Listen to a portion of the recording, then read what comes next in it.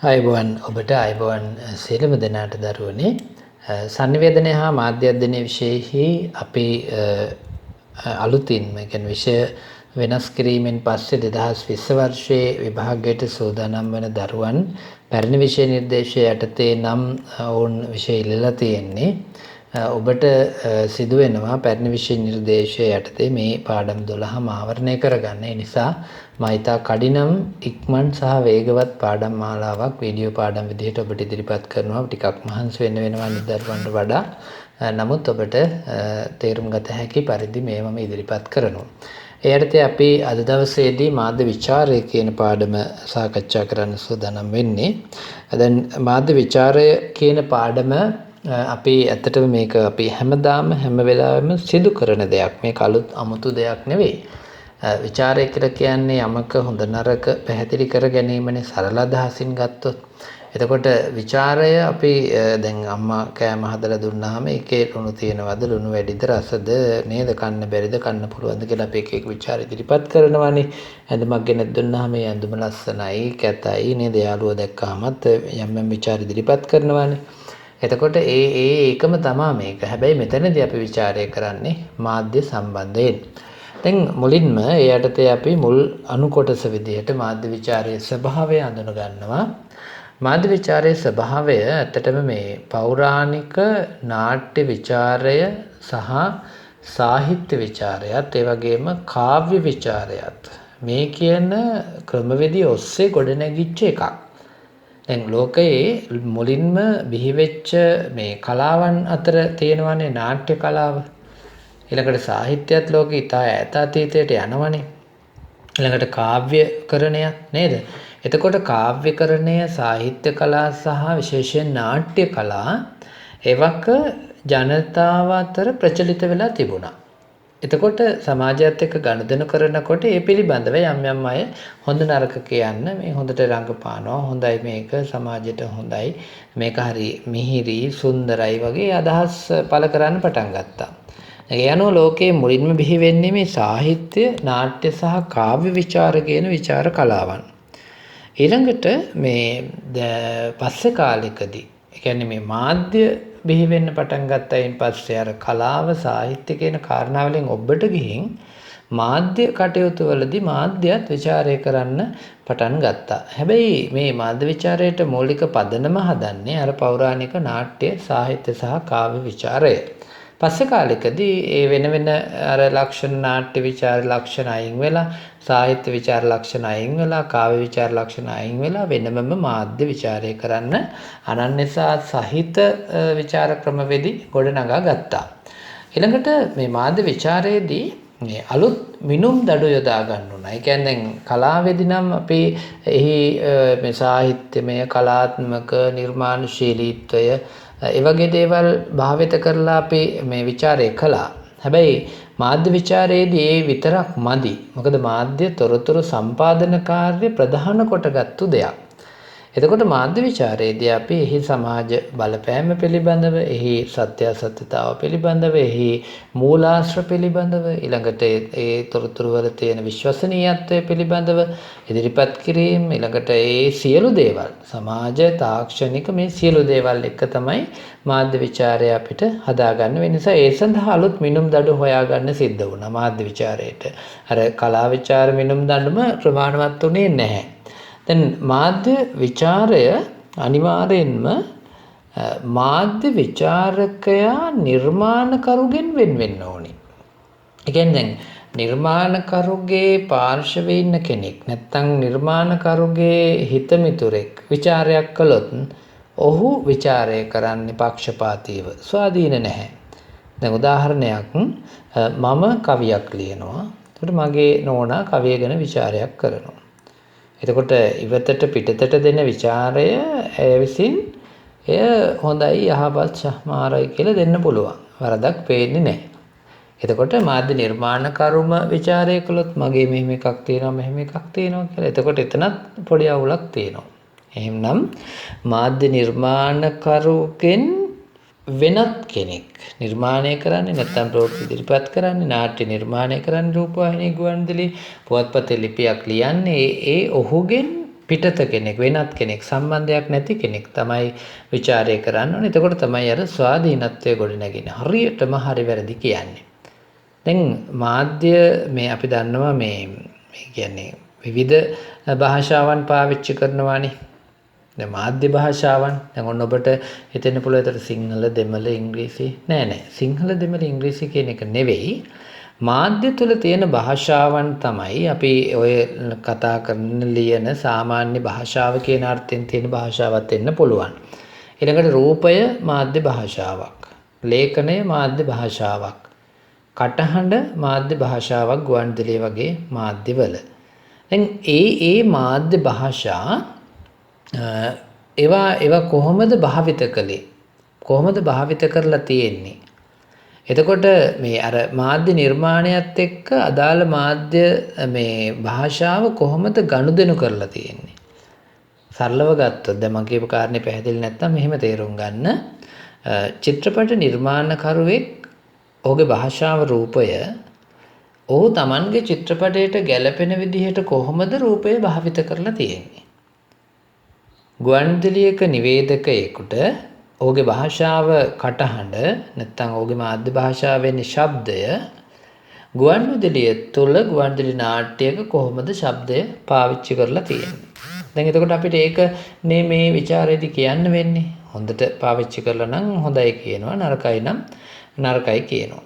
එතකොට අපි සරලව කිව්වොත් ඒ මාධ්‍යයට අදාළ විශේෂිත ලක්ෂණ මත පදනම් වෙමින් ඒ මාධ්‍යයට අදාළ භාෂාව පැහැදිලි කරගනිමින් නිර්මාණයට කොයිතරම් මේක ඉවහල් වෙලා තියෙනවද නිර්මාණයට භාවිත කරලා තියෙනවද කියන කාරණේ අපි පැහැදිලි කිරීම අපි කියනවා මොකක් කියලාද මාධ්‍ය විචාරය කියලා. එතකොට මේ විචාරයේ ස්වභාවය අපි අඳුන ගන්නකොට මූලික වශයෙන් මේ කාරණා ටික අඳුන ගන්න ඕනේ.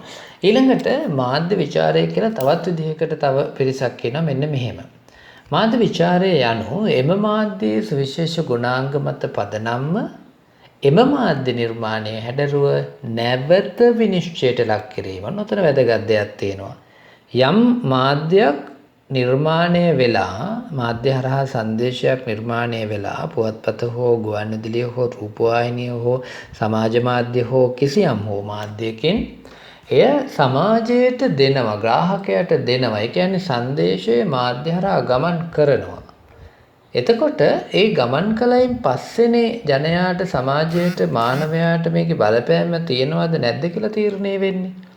එහෙමනම් ඇත්තටම මාධ්‍ය විචාරයේදී කරන්නේ ඒ සංදේශය ග්‍රාහකයට ලැබුණයින් පස්සේ තමයි එහි හොඳ නරක හොයලා බලන්නේ. ඒ නිසා කියනවා මාධ්‍ය නිර්මාණයේ හැඩරුව නැත්නම් මේ ස්වરૂපේ නැවත විනිශ්චයට ලක් කිරීම. මාධ්‍ය විචාරය නැවත විනිශ්චයට ලක් කිරීම. ඒ කියන්නේ දැන් ගිහින් ඉවරයි නමුත් ඒක නැවත එය හොඳද නරකද කියලා කියනවා. ඊළඟට මාධ්‍ය නිර්මාණයක් අපේ මේ විචාරය කරනකොට අනිවාර්යයෙන්ම අර විචාරකයා ඔබ කියවනේ කලින් sannivedakaya නැත්නම් නිර්මාණකරුගෙන් පරිබාහිර කෙනෙක් වෙන්න ඕනේ කියලා. ඒ කියන්නේ ඔහු ස්වාධීන කෙනෙක් වෙන්න ඕනේ. ඔහු ස්වාධීන අනන්‍යතාවයක් තියෙන්න ඕනේ. ඔහු අනිත් අයට වඩා ඒ නිර්මාණකරුට පුද්ගලිකවවත් ලං වෙන කෙනෙක් වෙන්න බෑ. එහෙම වුණොත් හරි ਵਿਚාරයක් කරන්නේ නැහැ. නේද? ඊළඟට මේකෙදි ප්‍රධාන කාරණා දෙකක් සිද්ධ වෙන්න පුළුවන් ਵਿਚාරයේදී. විශ්ලේෂණයක් සහ සංශ්ලේෂණයක්. විශ්ලේෂණය සහ සංශ්ලේෂණය කියන වචන දෙකේ අර්ථය සරලව තේරුම් ගමු අපි. මේක මම තේරුම් ගන්න මේ නරකයි තමයි. නමුත් මේ මෙහෙම මතක තියාගන්නකො සංශ්ලේෂණය කිව්වහම සංසන්දනයක් කරනවා. සංශ්ලේෂණය කිව්වම සංශ්ලේෂණය සංසන්දනය මතක තියාගන්නකො නේ. සංශ්ලේෂණයක් කියලා කියන්නේ යම් නිර්මාණයක් තවත් නිර්මාණයක් එක්ක සසඳමින් හොඳ නරක ප්‍රකාශ කරන එක. මම අද දෙරණ බලලා මම ඒක කියනවා හිරුට වඩා හොඳයි. සිරසට වඩා හොඳයි. නේද? ජාතික රූපවාහිනී ප්‍රවෘත්ති වලට වඩා හොඳයි. ITN බලලා කියනවා නෑ දෙරණට වඩා හොඳයි ITN. කියන්නේ සාපේක්ෂයි. යමකට සාපේක්ෂව යමක හොඳ නරක කියන එකට අපි කියනවා සංශ්ලේෂණය කියලා. විශ්ලේෂණය කියලා කියන්නේ අදාළ සංදේශය ගැන පමණක් හොයමින් ඒ පණිවිඩය ගැන පමණක් යම් විවරණයක් කරනවා විචාරයක් කරනවා. උදාහරණයක් විදිහට අපි සිරස ප්‍රවෘත්ති අරගෙන සිරස ප්‍රවෘත්ති හොඳයි, ඒකේ ප්‍රවෘත්ති වටිනාකම් මෙහෙමයි, රූප භාවිතය මෙහෙමයි, ගලාගෙන යෑම හොඳයි කියලා අපි ਵਿਚාරය කරනවා. ඒකට අපි වෙන එකක් එක්ක සංසන්දනය කරන්න ගියේ නැහැ. එතකොට මේ මාධ්‍ය නිර්මාණය පිළිබඳ එක්ක විශ්ලේෂණයක් කරන්න පුළුවන්, නැත්නම් සංශ්ලේෂණයක් කරන්න පුළුවන් මාධ්‍ය ਵਿਚාරයේදී. ඊළඟට මේ මාධ්‍ය ਵਿਚාරය කියලා කියන්නේ මොකක්ද කියලා තව කෙනෙක් මෙන්න මෙහෙම කියනවා. මාධ්‍ය නිර්මාණකරුගේ දෘෂ්ටිය. ඒ කියන්නේ නිර්මාණකරු බලන විදිහ තියෙනවානේ. මාටින් වික්‍රමසිංහ සමාජ දිහා බලපු විදිහ ගම්පෙරළිය කලියුගයේ යුගාන්තයේ නවකතා තුනෙන් කියනවානේ. නේද? එතකොට ඒ දැක්ම මාටින් වික්‍රමසිංහගේ දැක්ම. එතකොට ලෙස්ටර් ජේම්ස් පීරිස්ගේ චිත්‍රපටිවල එමත් නැත්නම් ප්‍රසන්න ජයකොඩිගේ චිත්‍රපටිවල එමත් නැත්නම් අශෝක හතගමගේ චිත්‍රපටිවල ඔහුගේ නිර්මාණ දෘෂ්ටිය තමයි ඉදිරිපත් කරන්නේ. එතකොට දැන් අපි වෙන කෙනෙකුගේ නිර්මාණ දෘෂ්ටියක් හැබැයි තුන්වෙනි පාර්ශවයක වෙනත් පාර්ශවයක දැක්මකින් තමයි ਵਿਚාරෙ ඉදිරිපත් කරන්නේ. ඒ කියන්නේ සරලව කිව්වොත් මම නිර්මාණයක් කරනවා, ඔබ එය ਵਿਚාරය කරනවා. ඒතර මම නිර්මාණය කරන්නේ මගේ දැක්මට අනුව, ਵਿਚාරකයා ਵਿਚාරය කරන්නේ ඔහුගේ දැක්මට අනුව. ඒ නිසා නිර්මාණකරුගේ නිර්මාණකාරයට සම්බන්ධ නොවිච්ච බාහිර දෘෂ්ටි කෝණයකින් අර්ථකථනය කිරීම අපි මාධ්‍ය විචාරයේ විදිහට හඳුන ගන්න පුළුවන්. ඊළඟට මේ පාඩමේ 2 කියන කොටස, කියන්නේ එක කොටසේ දෙවෙනි අනු කොටස මාධ්‍ය විචාරයේ සමාජීය අවශ්‍යතාව. මේකත් හරි සරලයි. මාධ්‍ය විචාරය මොකටද කියලා අහනවා.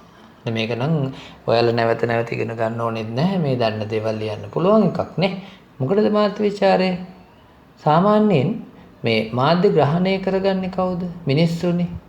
ඒ මිනිස්සු සාමාන්‍ය ජනයා. ඔවුන් බුද්ධිය අඩුද වැඩිද දැනුම තියෙනවද නැද්ද? එතකොට ඒ ග්‍රාහකයා පණිවිඩය අරගෙන ඒ ගන්න පණිවිඩය විනිවිද දකින්න. උදාහරණයක් විදිහට එහි ගැඹුර හොයන්න.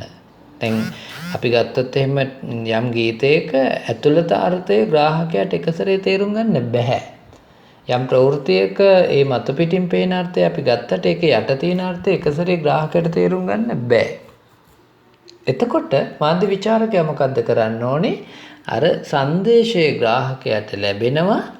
ඒ ලැබෙන සංදේශයේහි විනිවිද දකින්න අවශ්‍ය කරන ඒ සංදේශයේ ගැඹුර අරුත ඇතුළ දකින්න අවශ්‍ය විදිහට ග්‍රාහකයාට යම්කිසි ආකාරයක අවබෝධයක් අර සංදේශය පිළිබඳ ලබා දෙන්න ඕනේ. අපි ඒකට ਵਿਚාරය කියලා කියනවා. එහෙනම් මේ යම් සංදේශයක් විනිවිද දකින්න නම් ਵਿਚාරය අවශ්‍යයි. සමාජයට ਵਿਚාරය ඕන කියන එකට ඒක හේතුවක්. ඊළඟට මේ සාමාන්‍යයෙන් සංජානනය කියලා කියන්නේ ග්‍රහණය කර ගැනීමේ හැකියාව. ග්‍රාහකයාට ඉහළ සංජානන ශක්තියක් තිබුණොත් තමයි අදාළ පණිවිඩය තේරුම් ගන්න පුළුවන්. ඉහළ සංජානන ශක්තියක් ඇති කරගන්න, ඉහළින් තේරුම් ගන්න යමක්, ඉහළින් වටහා ගන්න යමක්, ඉහළින් අර්ථකථනය කරගන්න යමක් අනිවාර්යෙන් විචාරකයාගේ විවරණය අවශ්‍යයි. අපි දකින්න දෙයට වඩා වෙන පැත්තකින් විචාරකයා විවරණයේදී ඉදිරිපත් කරන්න පුළුවන්. එතකොට ග්‍රාහකයාට Taman හිතනවට වඩා හොඳින්, Tamanට දැනෙනවට වඩා හොඳින් එය ග්‍රහණය කරගන්න, සංජානනය කරගන්න පුළුවන්කම ලැබෙනවා. ඊළඟට නිර්මාණකරුවන්ටත් දැන් අපි ਵਿਚාරයේදී වැදගත් වෙන්නේ මේ ග්‍රාහකයාට විතරක්ම නෙවෙයි, නිර්මාණකරුවටත් වැදගත්. එතකොට නිර්මාණකරුවට පුළුවන් Tamanගේ නිර්මාණය මේ කියන්නේ හොඳ නරක, Tamanගේම නිර්මාණය හොඳ නරක තේරුම් ගන්න. ඊළඟට නිර්මාණකරු ඊළඟ නිර්මාණය කරනකොට අර Taman කලින් නිර්මාණයේදී කරපු වැරදි ਵਿਚාරකයන් පෙන්නලා දුන්නා, ඒව නැවත සකස් කරගන්න පුළුවන්කම තියෙනවා. එතකොට මාධ්‍ය විචාරකයන් නිසා මාධ්‍ය නිර්මාණකරුව යහමග යන්න පුළුවන් ඔය කියන විදිහට. නරක නිර්මාණයක් යලි හොඳ නිර්මාණයක් බවට පත් කරගන්න පුළුවන්. තාක්ෂණික දෝෂයක් හෝ සමාජමය දෝෂයක්, සාහිත්‍යමය දෝෂයක් වෙන්න පුළුවන්. ඒ නිසා විචාරකයාගේ කාර්ය නැත්නම් විචාරය ග්‍රාහකයාට විතරක් නෙවෙයි සංනිවේදකයාට ඕනේ. ඊළඟට මාධ්‍ය විචාරයෙන් අර ග්‍රාහකයාගේ ග්‍රාහක නැත්නම් සංජානන ශක්තිය හැකියාව ඉහළ යනවනේ. එතකොට මොකද වෙන්නේ? අවසාන වශයෙන් ග්‍රාහකයාත් මාධ්‍යත් අතර තියෙන ගනුදෙනුව. ඇත්තට මේ ගනුදෙනුව කියලා කියන්නේ මේ අර සංදේශය ලබා දීම එය ග්‍රාහකයා ලබා ගැනීම. මේ දෙකොටාශය අතර තියෙන ගනුදෙනුව ඉතා ඉහළ තලයකට එනවා. ඒ කියන්නේ ගනුදෙනුව ඉතා හොඳින් සිද්ධ වෙනවා. ගනුදෙනුව හොඳින් සිද්ධ වෙනවා කියන්නේ සංනිවේදකයාගේ පණිවිඩය ග්‍රාහකයා හොඳින් තේරුම් ගන්නවා කියන එක. ඒ නිසා මේ ගනුදෙනුව හොඳින් කරන්න අනිවාර්යෙන් මාධ්‍ය විචාරය ඕනේ. ඊළඟට මේ නිර්මාණකරුට Taman මේ නිර්මාණය කියන මේ සීමාවේ නොඉඳ ඒ සීමාව පැනලා වෙනත් අලුත් චින්තනයක් අලුත් නිර්මාණ කරන්න අලුත් විදිහේ නිර්මාණයකට පෙළඹෙන්න සමහර විට අර විචාරකයාගේ විචාරයේ හේතු වෙන්න පුළුවන්. දැන් අපි හිතමු කෙනෙක් කෙටි චිත්‍රපටයක් හදනවා. කෙටි චිත්‍රපටය බලලා කෙනෙක් විචාරකයෙක් කියනවා මේක නම් හොඳම කෙටි චිත්‍රපටයක්. ඔබ සිනමාවට පිවිසෙන්න අවශ්‍ය කරන හැකියාව තියෙනවා. එතකොට ඔහු සිනමා පටයක් නිර්මාණය කරන්න පෙළඹෙන්න පුළුවන්. එතකොට අර නිර්මාණාත්මක චින්තනය එයා මෙහෙවන්නේ විචාරකයාගේ විචාරයට පින් සිද්ධ වෙන්න. නේද? ඊළඟට මේ සමාජයේ එකම විදිහට හැමදාම තියෙන්නේ නැහෙනි. සමාජය වෙනස් වෙනවා. බැඳීම් වෙනස් වෙනවා. පුද්ගල බැඳීම් වෙනස් වෙනවා. සමාජයේ ක්‍රියාකාරකම් මේ සමාජයේ සාමාන්‍ය ලක්ෂණ සියල්ල වෙනස් වෙනවා. ගතිකයි. ඊට ගැළපෙන විදිහට මාධ්‍ය වෙනස් නොවුනොත් මාධ්‍ය කරන්නේ සමාජයට හානියක්. එතකොට සමාජය වෙනස් වෙන විදිහට සමාජයට අවශ්‍ය විදිහට ඊට අනුගාමීව මාධ්‍ය නිර්මාණ වෙනස් විය යුතුයි. සමාජයට අයහපතක් නොවන විදිහට. එහෙමනම් එහෙම මාධ්‍ය නිර්මාණකරුවා පොළඹවන්න මෙන්න මේ විචාරකයාට පුළුවන්කම තියෙනවා. ඒ නිසා අර සමාජයේ ඇතිවන තත්ත්වයන්ට අනුව මාධ්‍ය හසුරුව ගන්න නැත්නම් මාධ්‍ය කටයුතු කරන්න පොළඹවන්න විචාරය අවශ්‍යයි සමාජයේදී. ඊළඟට දරුවනේ අපි 12.1.3 කියන මාධ්‍ය විචාරයේ මූලිකාංග කියන කොටසට යනවා. මාධ්‍ය විචාරයේ මූලිකාංග කියන කොටසට යනවා. දැන් ඕනෑම දෙයක අපි මුල ඉඳලම sannivedanaye මූලිකාංග සාකච්ඡා කරානේ. ළඟට දැන් මූලිකාංග මොකටද අපිට මූලිකාංග යමක් තේරුම් ගන්න. ඕනෑම දෙයක යමක් තේරුම් ගන්න නම් අපිට මේ මූලිකාංග අඳුනගත යුතුමයි. දැන් මම මේ විචාරයේ මූලිකාංග වලදී ඔයාලට මෙන්න මෙහෙම එකක් කියන්නම්. අපි ඉගෙන ගත්තා නේද මාධ්‍ය මූලිකාංග sannivedana මූලිකාංග කියලා. ඔය sannivedana මූලිකාංග අතරින් ඉගෙන නොගත්තු එකක් විතරක් මාධ්‍ය විචාර මූලිකාංගට එනවා. ඒක තමයි මාධ්‍ය විචාරකයා. අනිත් සියලු මූලිකාංග අපේ sannivedana මූලිකාංග වල තිබුණු මූලිකාංගමයි. ඒ නිසා පාඩම් කරනකොට ලොකු බරක් මෙතනින් ඔලුවට දාගන්න ඕනේ නැහැ. දැන් මාධ්‍ය විචාරයේ මූලිකාංග කින් එක අපි කතා කළොත් මාධ්‍ය කරුවා මාධ්‍ය නිර්මාණය කරන්න ඕනේ. දැන් ඇයි එහෙම කියන්නේ? නිර්මාණය නොකරන මාධ්‍යයක් විවරණය කරන්න පුළුවන්ද? බෑ. එහෙනම් අංක 1 යම් මාධ්‍යයක් නිර්මාණය කළ යුතුයි. කවුද නිර්මාණය කරන්න ඕනේ? මාධ්‍ය කරුවා විසින්. එහෙනම් මාධ්‍ය කරුවා මාධ්‍ය නිර්මාණය කිරීම විචාරයේ මූලික අංගයක්. පළවෙනිම කාරණේ. නිර්මාණය කළාටත් බෑ. ඒක මාධ්‍යයක් කරා ඉදිරිපත් වෙන්නත් ඕනේ. ඒකත් මූලිකාංගයක්. දැන් මාධ්‍යයක් කරා ඉදිරිපත් නොවන තාක්කල් විචාරකයෙකුට විචාරය කරන්න බෑ. ඒ විතරක්ම නෙවෙයි ග්‍රාහකයෙක් ඉන්න ඕනේ. නේද? එතකොට මේ මූලිකාංග තුන බලන්නකෝ. මාධ්‍ය නිර්මාණය කරන්න ඕනේ, මාධ්‍යකින් එක ඉදිරිපත් වෙන්න ඕනේ, ග්‍රාහකයෙක් එක ලබා ගන්න ඕනේ. එතකොට ඔය මූලිකාංග තුන අත්‍යවශ්‍යයි. ඊළඟට මාධ්‍ය නිර්මාණයෙන් අර මාධ්‍ය නිර්මාණය සහ ග්‍රාහකයා අතර ඇතිවන සම්බන්ධය. ඒ කියන්නේ මාධ්‍යයයි නැත්නම් රූපවාහිනියයි මේ අපි අතර ඇතිවන සම්බන්ධය විවරණය කරන්න ඕනේ අනිවාර්යයෙන්ම මාධ්‍ය විචාරය තුළ. ඒකත් මූලිකාංගයක්. ඒ කියන්නේ ඇත්තට මාධ්‍ය විචාරකයා මොකද්ද කරන්න ඕනේ? මාධ්‍ය විචාරයේදී මාධ්‍යයත් සමාජයත් අතර තියෙන බැඳීම, නිර්මාණයත් ග්‍රාහකයාත් අතර තියෙන බැඳීම තමයි විවරණය කරන්න ඕනේ. ඒකයි මේ කියන්නේ මූලිකාංගයක් විදිහට. එයනුව බලනකොට දරුවනේ අපිට අර කලින් ඉගෙනගත්තු මූලිකාංග මාධ්‍ය කරුවෝ, මාධ්‍ය නිර්මාණ, මාධ්‍ය ග්‍රාහකයා නේද? අර sannivedana මූලිකාංග වලට අමතරව තවත් එක් මූලිකාංගයක් ලැබෙනවා. ඒක තමයි මාධ්‍ය විචාරකයා. නේද? සාමාන්‍යයෙන් අපි මේකෙදී මේ අපේ මේ පාඩමට අදාළව අපි අතුලත් කරගන්නේ දරුවනේ මේ මාධ්‍ය කරුවන් විදිහට පුවත්පත්වලත් ගුවන්විදුලියෙත් රූපවාහිනියෙත් චිත්‍රපටයේත් කියන බහුජන මාධ්‍යයන් වල නියැලී සිටින අය පමණයි. මේක වෙනස් වෙන්න පුළුවන් පස්සේ කාලෙක. නමුත් පැරණි විෂය නිර්දේශය යටතේ අපි මාධ්‍ය කරුවන් විදිහට මේකදී හඳුන්වන්නේ විචාර මූලිකාංගවල පුවත්පත්, ගුවන්විදුලි, රූපවාහිනිය සහ චිත්‍රපට කියන බහුජන මාධ්‍යයන් වල නිරත වෙලා ඉන්න අය විතරයි. නේද? එතකොට මේක අපිට මේ chart එකකින් බලා ගන්නත් පුළුවන්. මේ විදිහේ chart එකක් ඔබට දැන් තිරේ මේ chart එක දිස් වෙනවා. නේද? එතකොට එක පැත්තකින් මාධ්‍යකරුවෝ ඉන්නවා, අනිත් පැත්තෙන් ග්‍රාහකයෝ ඉන්නවා. එතකොට මේ මාධ්‍යකරුවෝ සහ ග්‍රාහකයෝ අතර මොකද්ද හුවමාරු වෙන්නේ? මාධ්‍ය හරහා මාධ්‍ය නිර්මාණ හුවමාරු වෙනවා. එතකොට ග්‍රාහකයාගෙන් ලැබෙන ප්‍රතිචාර මාධ්‍යකරුට ඊට අමතරව බාහිරින් තව ඉන්නවා කෙනෙක්. එයා කවුද?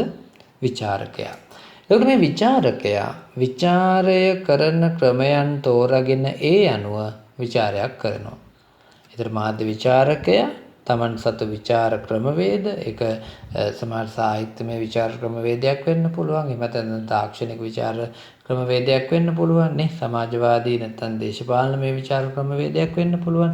මොකක් හෝ ඒ විචාර ක්‍රමවේදේ පාවිච්චි කරලා විචාරයක් කරනවා. එතකොට මේ ටික අපි මේ මූලිකාංග විදිහට නැත්නම් sannivedana විචාරයේ මාධ්‍ය විචාරයේ මූලිකාංග විදිහට අපි හඳුනා ගන්නවා. ඒ නිසා දැන් මේ මූලිකාංග ඉගෙන ගන්නකොට මම ආයෙත් කියන්නේ අර sannivedana මූලිකාංග කියන කාරණේ ඉඳලා එතනින් එහාට කල්පනා කරන්න අපි මොනවද මාධ්‍ය විචාර මූලිකාංග වලට අර්ථයෙන් ඇඩ් කර ගන්න ඕනේ, එකතු කර ගන්න ඕනේ කියලා.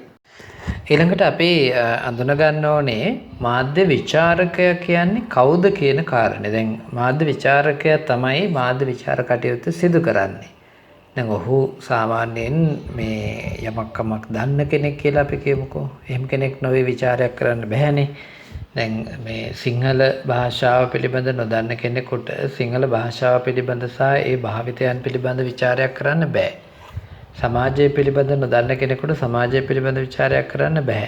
දේශපාලනය පිළිබඳ නොදන්න කෙනෙකුට දේශපාලනය පිළිබඳ විචාරයක් කරන්න බෑ. එහෙනම් නිවැරදි විචාරයක් කරන්න ඒ පිළිබඳ විශේෂ දැනුමක් තියෙන සහ ඒ පිළිබඳ උනන්දුවක් තියෙන විචාර හැකියාව තියෙන පුද්ගලයෙක් වෙන්න ඕනේ.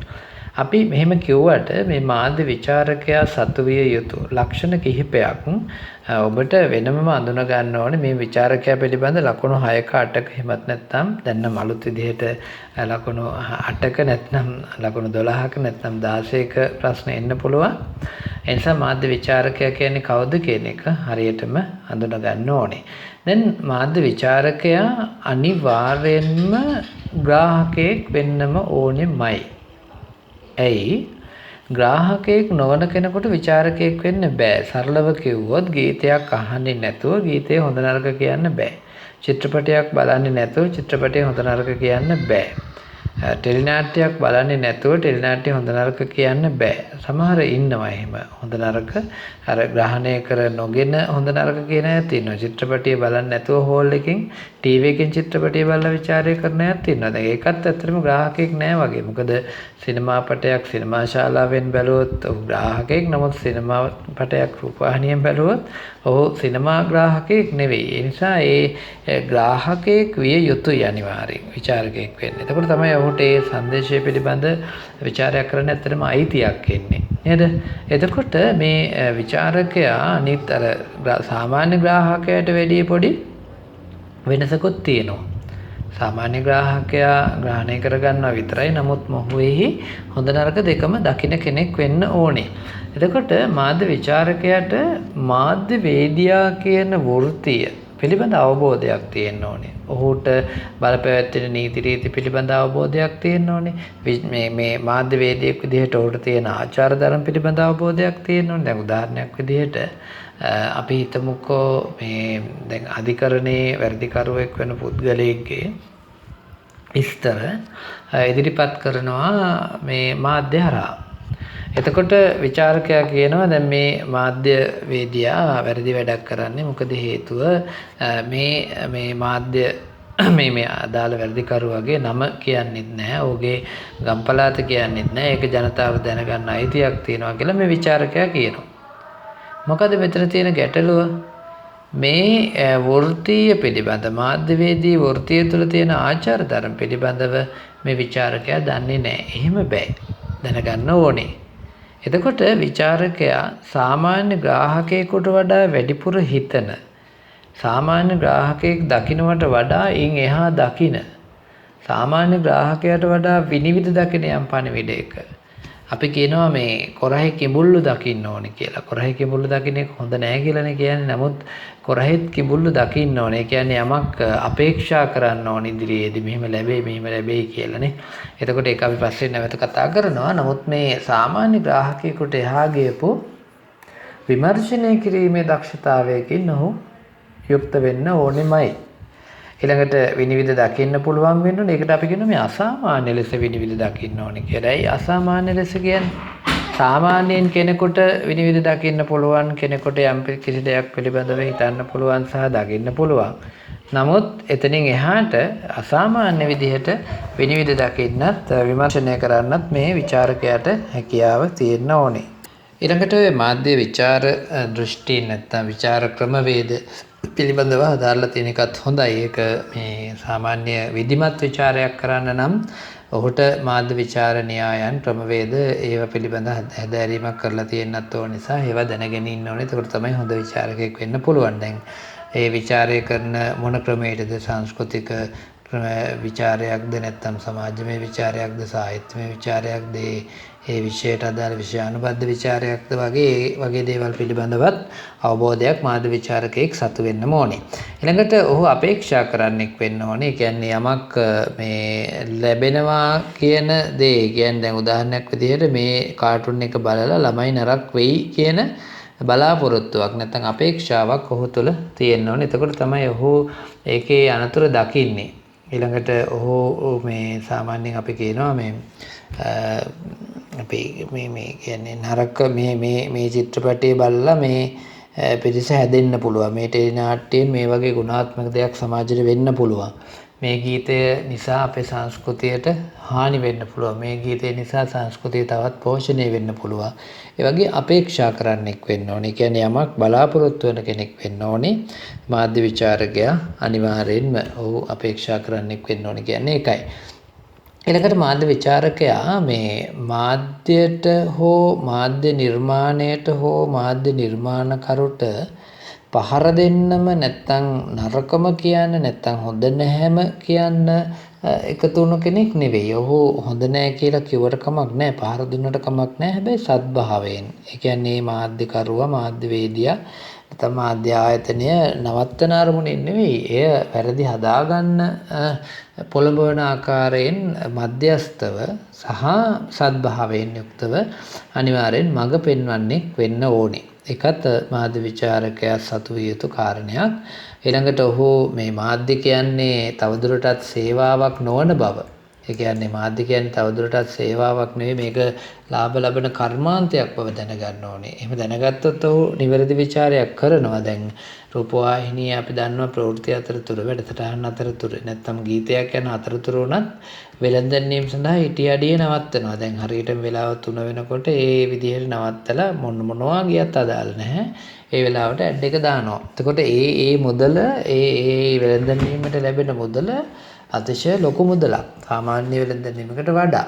ඇයි එතකොට මාධ්‍ය මේ මිනිස්සුන්ගේ බැනුම් අහා මේ දේවල් කරන්නේ? මාධ්‍යට සල්ලි ඕනේ. මාධ්‍යට මුදල් ඕනේ. එහෙනම් ඒ මුදල් හොයාගන්න සල්ලි හොයාගන්න මේක කර්මාන්තයක් බව විචාරකයා දැනගන්න ඕනේ. ඊළඟට ප්‍රවෘත්ති කියනකොට ප්‍රවෘත්ති මැදිරියේ ඉස්රායිල් නෙස්ටමෝල් කෝපයක් තියලා තියෙන්නේ නේ. එතකොට අපිට හරි කැතයි. එතකොට මාධ්‍ය විචාරකයා කියන්න පුළුවන් බලන්නකො මේ පසුතල නිර්මාණ ශිල්පියාට මේ අවබෝධයක් නැහැ නේ කියලා. එහෙම නෙවෙයි. ඒ තියෙන්නේ එතන ආර්ථිකමය කටයුත්තක් ආදායම් ලබන කටයුත්තක් වුණගේ. ඒ නිසා දැන් අපි මේ කියන්නේ සාමාන්‍යයෙන් මේ මාධ්‍ය කියන්නේ කර්මාන්තයක්, මේක ව්‍යාපාරයක්, මේක ලාභ ලබන දෙයක්. ඒ නිසා ඒ පිළිබඳ අවබෝධයක් විචාරකයාට තියෙන්න ඕනේ.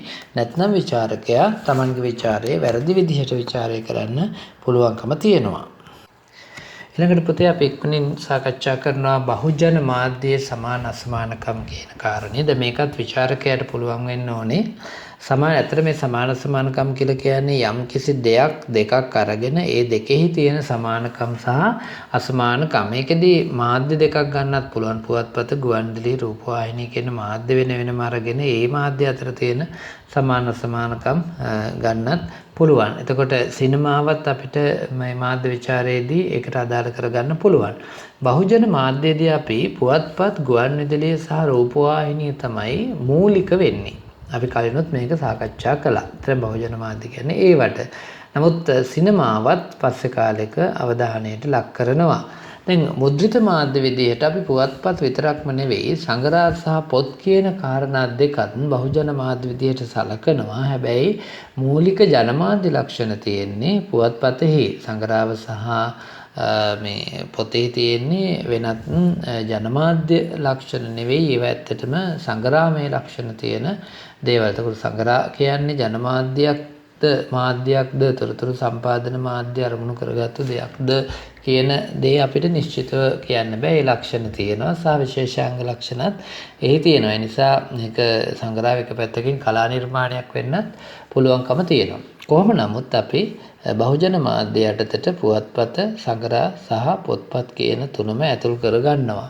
ඊළඟට මේ සිනමාවත් ප්‍රධාන වශයෙන් බහුජන මාධ්‍යයට නොගැනුණාට අපි මාධ්‍ය විචාරයේදී විතරක් සිනමාව විචාරයට ලක් කරන්න පුළුවන්. ඒ කියන්නේ බහුජන මාධ්‍යයට ගන්නේ නැහැ සිනමාව. නමුත් අපි විචාරයේදී ඒ විචාරයට ලක් කළ හැකි විය යුතුයි. සාමාන්‍යයෙන් මේ පුවත්, සංග්‍රහ, ගුවන්විදුලි, රූපවාහිනිය කියන මේ හැම මාධ්‍යයක්ම පොදුවේ අරගෙන එක් තැන්වල තියලා බලපුවම මේ එකිනෙක අතර යම් වෙනස්කම් තියෙනවා. විචාරකයාට මේ වෙනස්කම් අවබෝධ වුණේ නැත්නම් රූපවාහිනියට දොස් කියන්න පුළුවන් ගුවන්විදුලිය කියලා හිතාගෙන, ගුවන්විදුලියට දොස් කියන්න පුළුවන් රූපවාහිනිය කියලා හිතාගෙන, පුවත්පතකට දොස් කියන්න පුළුවන් ඔබ රූපවාහිනිය කියලා හිතාගෙන. ඒ කියන්නේ මේ පුවත්පත්, සංග්‍රහ, රූපවාහිනිය, සිනමාව කියන මේවා අතර වෙනස්කම් තිබෙන බව නොදන්නවා නම් මම ඒ කිව්වේ. ඒවා කවුද දැනගන්න ඕනේ? විචාරකයා දැනගන්නම ඕනේ. ඊළඟට ඕනෑම මාධ්‍යයකින් කරන්නේ මොකක් හරි විදිහකට නැත්නම් ස්වරූපයකට සංදේශයක් ඉදිරිපත් කරන එකනේ. ඒකට ඒක සමානකමක් නේද? මාධ්‍යයන් අතර තියෙන ප්‍රබලම සමානකම තමයි ඕනෑම මාධ්‍යයකින් කරන්නේ මොකක් හරි ක්‍රමයකට, මොකක් හරි ස්වරූපයකට sannivedakaya ළඟ තියෙන පණිවිඩය ග්‍රාහකයා වෙතට යොමු කරන එක. එතකොට ඒ සමානකම් කියලා අපි කියන්නේ මේ මාධ්‍යයන් අතර තියෙන මේ සියලුම මේ sannivedana ක්‍රියාවලියක් ක්‍රියාත්මක නොවි. ඒ කියන්නේ මේ කිසිම මාධ්‍යයක sannivedana ක්‍රියාවලියක් ක්‍රියාත්මක නොවි sannivedanaya කරන්න බෑ. එහෙමනම් හැම මාධ්‍යයකම තියෙන මූලික සමානකම තමයි sannivedana ක්‍රියාවලියක් ක්‍රියාත්මක වීම කියන එක. දැන් ඒවට තියෙන අසමානකම් කොහොමද අපි අඳුනගන්නේ? සමානකම් කියන්නේ හැම මාධ්‍යයකම මේ sannivedana ක්‍රියාවලියක් ක්‍රියාත්මක වෙනවා කියන එක. අසමානකම් කියලා කියන්නේ ඒ මාධ්‍යයට අනන්‍ය ලක්ෂණ. ඒ මාධ්‍යයට වෙන වෙනම මේ ගැළපෙන ලක්ෂණ. ඒ මාධ්‍යයට අදාළ අනිකුත් මාධ්‍යයට අදාළ නොවන ලක්ෂණ කොහොමද ක්‍රියාත්මක වෙන්නේ? ඒ කියන්නේ ඒ ලක්ෂණ ක්‍රියාත්මක වෙනකොට දැන් උදාහරණයක් මේ රූපවාහිනියට අනන්‍ය ලක්ෂණයි, ගුවන්විදුලියට අනන්‍ය ලක්ෂණයි දෙකක්. හැබැයි ওই දෙකටම පොදු ලක්ෂණක් තියෙන්න පුළුවන්. හැබැයි ක්‍රියාත්මක වෙනකොට කොහොමද ඒවා ක්‍රියාත්මක වෙන්නේ? ඒක තමයි ඇත්තටම මාධ්‍ය විචාරකයෙක් විසින් මේ බහුජන මාධ්‍ය සමාන අසමානකම් හොයනවා කියලා කරන්නේ. රයිට්? අපි මේ සරලව සාකච්ඡා කරන්නේ. ඊළඟට අපි මුද්‍රිත මාධ්‍ය රීතිය කියන අනුකොටසට යනවා. විචාරකයෙක් දැනගන්න ඕනේ මුද්‍රිත මාධ්‍ය රීතිය. මොකද්ද මුද්‍රිත මාධ්‍ය තුළ සාමාන්‍යයෙන් භාවිත කරන දේ? රීතිය කියලා කියන්නේ භාවිත කරන සාමාන්‍ය රටාව නැත්නම් විදිය නැත්නම් ක්‍රමය. එතකොට මුද්‍රිත මාධ්‍ය රීතිය මුද්‍රිත මාධ්‍ය දැන් සමස්තයක් විදිහට ගත්තාම මේක උදාසීන මාධ්‍යයක්. උදාසීනයි කියලා කියන්නේ දැන් මේක මේ පැහැදිලි කරන්න එන්න පුළුවන් සහ කෙටි ප්‍රශ්න වලට එන්න පුළුවන් තැනක්. උදාසීනයි කියලා කියන්නේ කම්මැලි කියන එකනේ. එතකොට පණිවිඩය sannivedakayaගේ ඉඳලා ග්‍රාහකයා වෙතට ළඟා වෙන්න ලොකු කාලයක් ගත වෙනවා. ලොකු කාලයක් අවශ්‍ය වෙනවා. ලොකු කාලයක් ගත වෙනවා. ලොකු කාලයක් අවශ්‍ය වෙනවා. අපි ඒකට කියනවා උදාසීන මාධ්‍යයක් කියලා. එතකොට සාමාන්‍යයෙන් ගුවන්විදුලිය සහ රූපවාහිනී ක්ෂණිකව ග්‍රාහකයා වෙතට ළඟා වෙනවා. හැබැයි පත්‍රයක් මුද්‍රණය කරලා ඒ දවස් 2-3ක් යනවා. නැත්නම් එක දවසක් අඩුම තරමේ යනවා ග්‍රාහකයා අතරපත් වෙන්න. එතකොට පොතක් මුද්‍රණය කරලා සෑහෙන කාලයක් ගත වෙනවා ග්‍රාහකයා අතරපත් වෙන්න. ඒ නිසා මුද්‍රිත මාධ්‍ය කියලා කියන්නේ සාපේක්ෂව උදාසීන මාධ්‍යයක් විදිහට අපි සලකනවා. මුද්‍රිත මාධ්‍ය යොදා ගන්න මේ ප්‍රධාන උපකරණය මොකක්ද කියලා අහුවොත් භාෂාව කියන උපකරණය. ප්‍රධාන උපකරණය භාෂාව කියන උපකරණය. මුද්‍රිත මාධ්‍යයේදී ඡායාරූප පාවිච්චි කරනවා, හැඩතල පාවිච්චි කරනවා, වර්ණ පාවිච්චි කරනවා. නමුත් ප්‍රධානම උපකරණය විදිහට අපි පාවිච්චි කරන්නේ භාෂාව කියන කාරණේ. සාමාන්‍යයෙන් ওই ඡායාරූප, කාටුන් ඒවත් යොදා ගන්නවා. ඒකත් අමතක කරන්න එපා. ඊළඟට අන්තර්ගතයට උචිත විදිහට, ඒ කියන්නේ අන්තර්ගතයට ගැළපෙන විදිහට, පාඨකයාට ගැළපෙන විදිහට අදාළ භාෂාව යොදා ගන්න ඕන කියන කාරණේ අතිශය වැදගත්. දැන් මෙතනදී අන්තර්ගතයට උචිත වෙන, ඒ කියන්නේ අන්තර්ගතය කියලා කියන්නේ අපි ගත්තොත් එහෙම හිතමුකෝ මේ පුවත්පතක ලියන්නේ ක්‍රීඩා ප්‍රවෘත්තියක් කියලා. ක්‍රීඩා ප්‍රවෘත්තිය ක්‍රීඩාව කියන අන්තර්ගතයට ඒ තොරතුරට අන්තර්ගතයට ගැළපෙන භාෂාවක් පාවිච්චි කරන්න ඕනේ. දේශපාලනය අපි හිතමු අන්තර්ගතය කියලා. එතකොට දේශපාලනයට ගැළපෙන භාෂාවක් පාවිච්චි කරන්න ඕනේ. ඊළඟට අපි ගමුකෝ මේ සාහිත්‍ය අන්තර්ගතය කියලා. එතකොට සාහිත්‍යයට ගැළපෙන භාෂාවක් භාවිත කරන්න ඕනේ. ඒක තමයි රීතිය. දැන් මේක විචාරකයා දැනගන්න ඕනේ. ඊළඟට පුවත්පත් සංගරා කියන මේ මුද්‍රිත මාධ්‍ය නිෂ්පාදනය කරනකොට මේ විවිධ නිර්මාණ ස්වරූප අපිට හමු වෙනවා. ඒ නිර්මාණ ස්වරූප සංගරාවල ප්‍රමාණයන්, ඊළඟට පිටු ප්‍රමාණයන්, ඊළඟට නිර්මාණාත්මක ක්‍රමවේද කියන්නේ රටාව, සමහර සංගරා අධ්‍යාපනික සංගරා. එතකොට ඒවට ගැළපෙන විදිහට තමයි නිර්මාණාත්මක ලක්ෂණ ඉදිරිපත් කරන්න ඕනේ.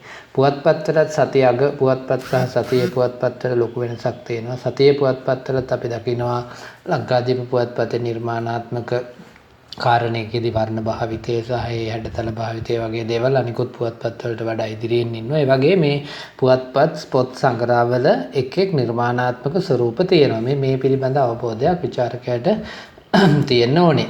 ඊළඟට මුද්‍රිත මාධ්‍යයේදී අපි කියනවා මේ මොන නිර්මාණ ස්වරූපයක් තිබුණත් මූලිකම දේ, ඒ කියන්නේ පළවෙනිම දේ තමයි ඒ ග්‍රාහකයා ග්‍රහණය කරගන්නේ කියවලා. බලලා කියන කාරණේ නෙවෙයි කියවලා. එතකොට මුද්‍රිත මාධ්‍යයේදී අපි කොයිතරම් ආකර්ශනීය ක්‍රම පාවිච්චි කළත් පුවත්පතේ, කොයිතරම් ආකර්ශනීය ක්‍රම පාවිච්චි කළත් සංග්‍රහවේ, ඒ කොයිතරම් ආකර්ශනීය ක්‍රම පාවිච්චි කළත් ඒ හැම වෙලාවකම අනිවාර්යයෙන්ම ඒ කියවා තමයි ග්‍රාහකයා ග්‍රහණය කරගන්නේ. මේක පිළිබඳව අපි විචාරකයා විසින් අධ්‍යයනය කරන්න ඕනේ මේ රීතිය පිළිබඳව.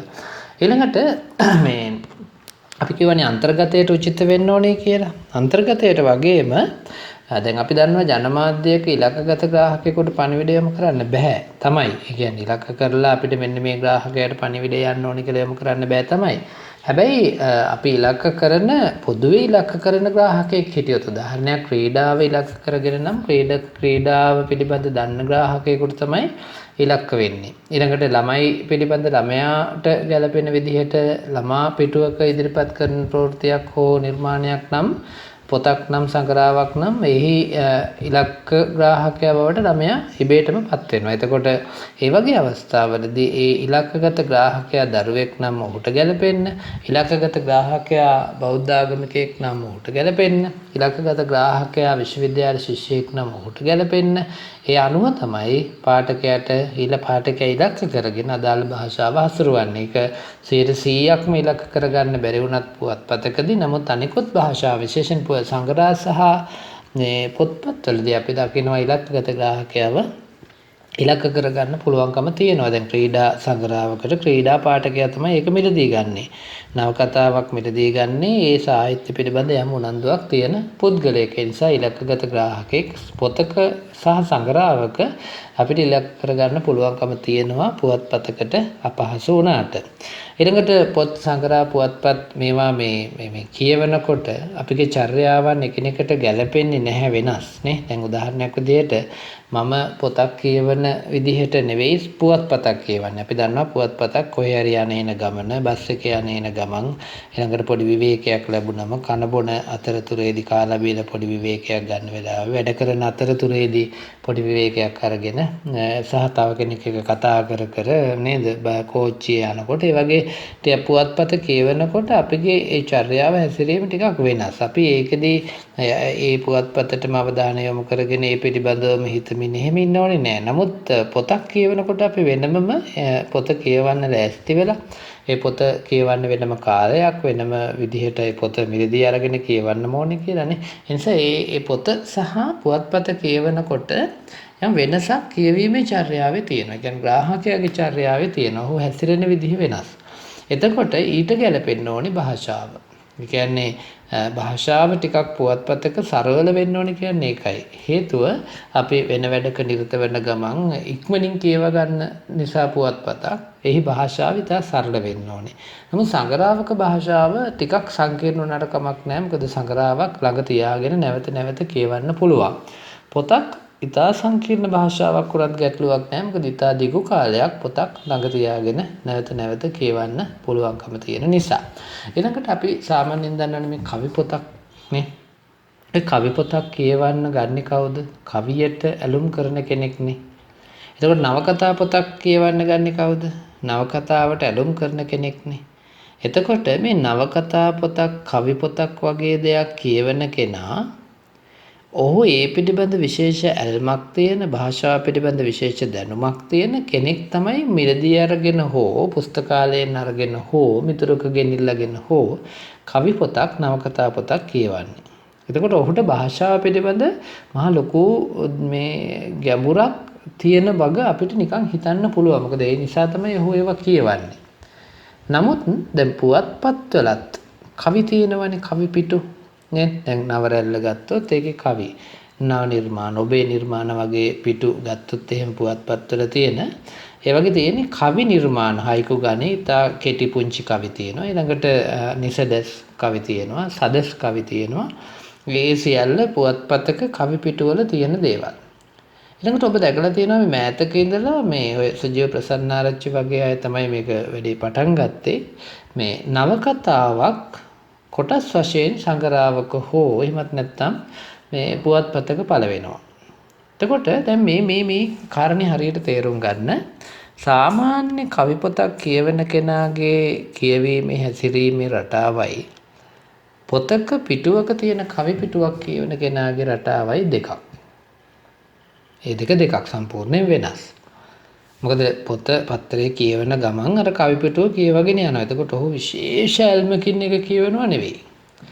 නවකතාවකත් සාමාන්‍ය නවකතාවක පිටු පහෙන් පහට උච්චයට ගෙන තතෑරලා එතනින් එහාට කුතුහලයේ තියලා එහෙම පටන් ගන්න ඕනේ නැහැනේ. නමුත් පුවත්පතක නවකතාවක් පළ වෙනවා නම් ඒ නවකතාව අද ඉවරුනත් අද ඉවර වෙන කොටසේ යම් කුතුහලයක් තියන්න ඕනේ. ඊළඟ දවසේ පුවත්පත කියවන්න ආසයි වෙන විදිහට. ඒ නිසා අපි මෙතනදී මේ මතක තියාගන්න මූලික වශයෙන් පුවත්පත සහ මේ සාමාන්‍ය නවකතාවක පුවත්පතේ නවකතාවක සහ සාමාන්‍ය නවකතාවක කියවීමේ චර්යාව මේ හැසිරීම සහ ග්‍රාහකයාගේ ඒ කියවන රටාව සම්පූර්ණයෙන් වෙනස්. ඒ නිසා අපි කියනවා පුවත්පතක කවි පොතක් නම් කවි පිටුවක් නම් ඊට ගැලපෙන විදිහට භාෂාවත්, කවි පොතක් නම් ඊට ගැලපෙන විදිහට භාෂාවත්. ඒ කියන්නේ පුවත්පතක ඉතා ඉක්මනින් කියවිය හැකි සරල දිගු නොවන කවි වෙන්න ඕනේ.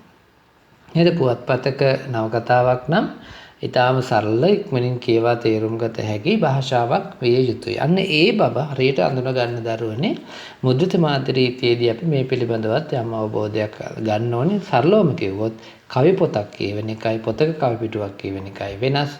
නවකතාවක් කියවෙන එකයි පොතක පත්තරයක නවකතාවක් කියවෙන එකයි වෙනස්. ඒ දෙකක්.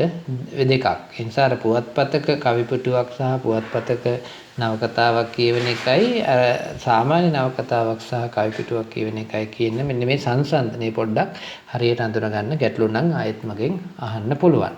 ඊළඟට දෙවෙනි එක ගුවන්විදුලි මාධ්‍ය රීතිය. ඇත්තටම ගුවන්විදුලි මාධ්‍යයේදී අපි සාමාන්‍යයෙන් දරුවනේ මිනිස් හඬයි සංගීතයයි සහ වෙනත් ශබ්ද තමයි පාවිච්චි කරන්නේ. මේ ශබ්ද මාධ්‍යයක්නේ ග්‍රාහකයාට යන්නේ ශ්‍රවණයෙන් විතරයි. ඒ නිසා මිනිස් හඬ මිනිස් කටහඬ පාවිච්චි කරනවා. අපි වාචික හෝ නිර්වාචිකව. ඊළඟට සංගීත ඛණ්ඩ සංගීතය පාවිච්චි කරනවා. මියුසික් යම් සංගීත භාණ්ඩයකින් වැයෙන හඬක් හෝ ඒ වගේ හඬක් පාවිච්චි කරනවා. ඊළඟට ශබ්ද භාවිත කරනවා අපි ශබ්ද කියලා කියන්නේ ඔය යමක් බිමට වැටෙන හඬක් යමකට තට්ටු කරන හඬක් නේද ගන්ටාර හඬක් ඒ වගේ යම් හඬ පාවිච්චි කරනවා. මීට අමතරව නිහඬ බවත් ගුවන්විදුලි මාධ්‍යයේදී පාවිච්චි කරනවා. ඒ කියන්නේ නිහඬ බවත් උපක්‍රමයක් විදිහට පාවිච්චි කරනවා.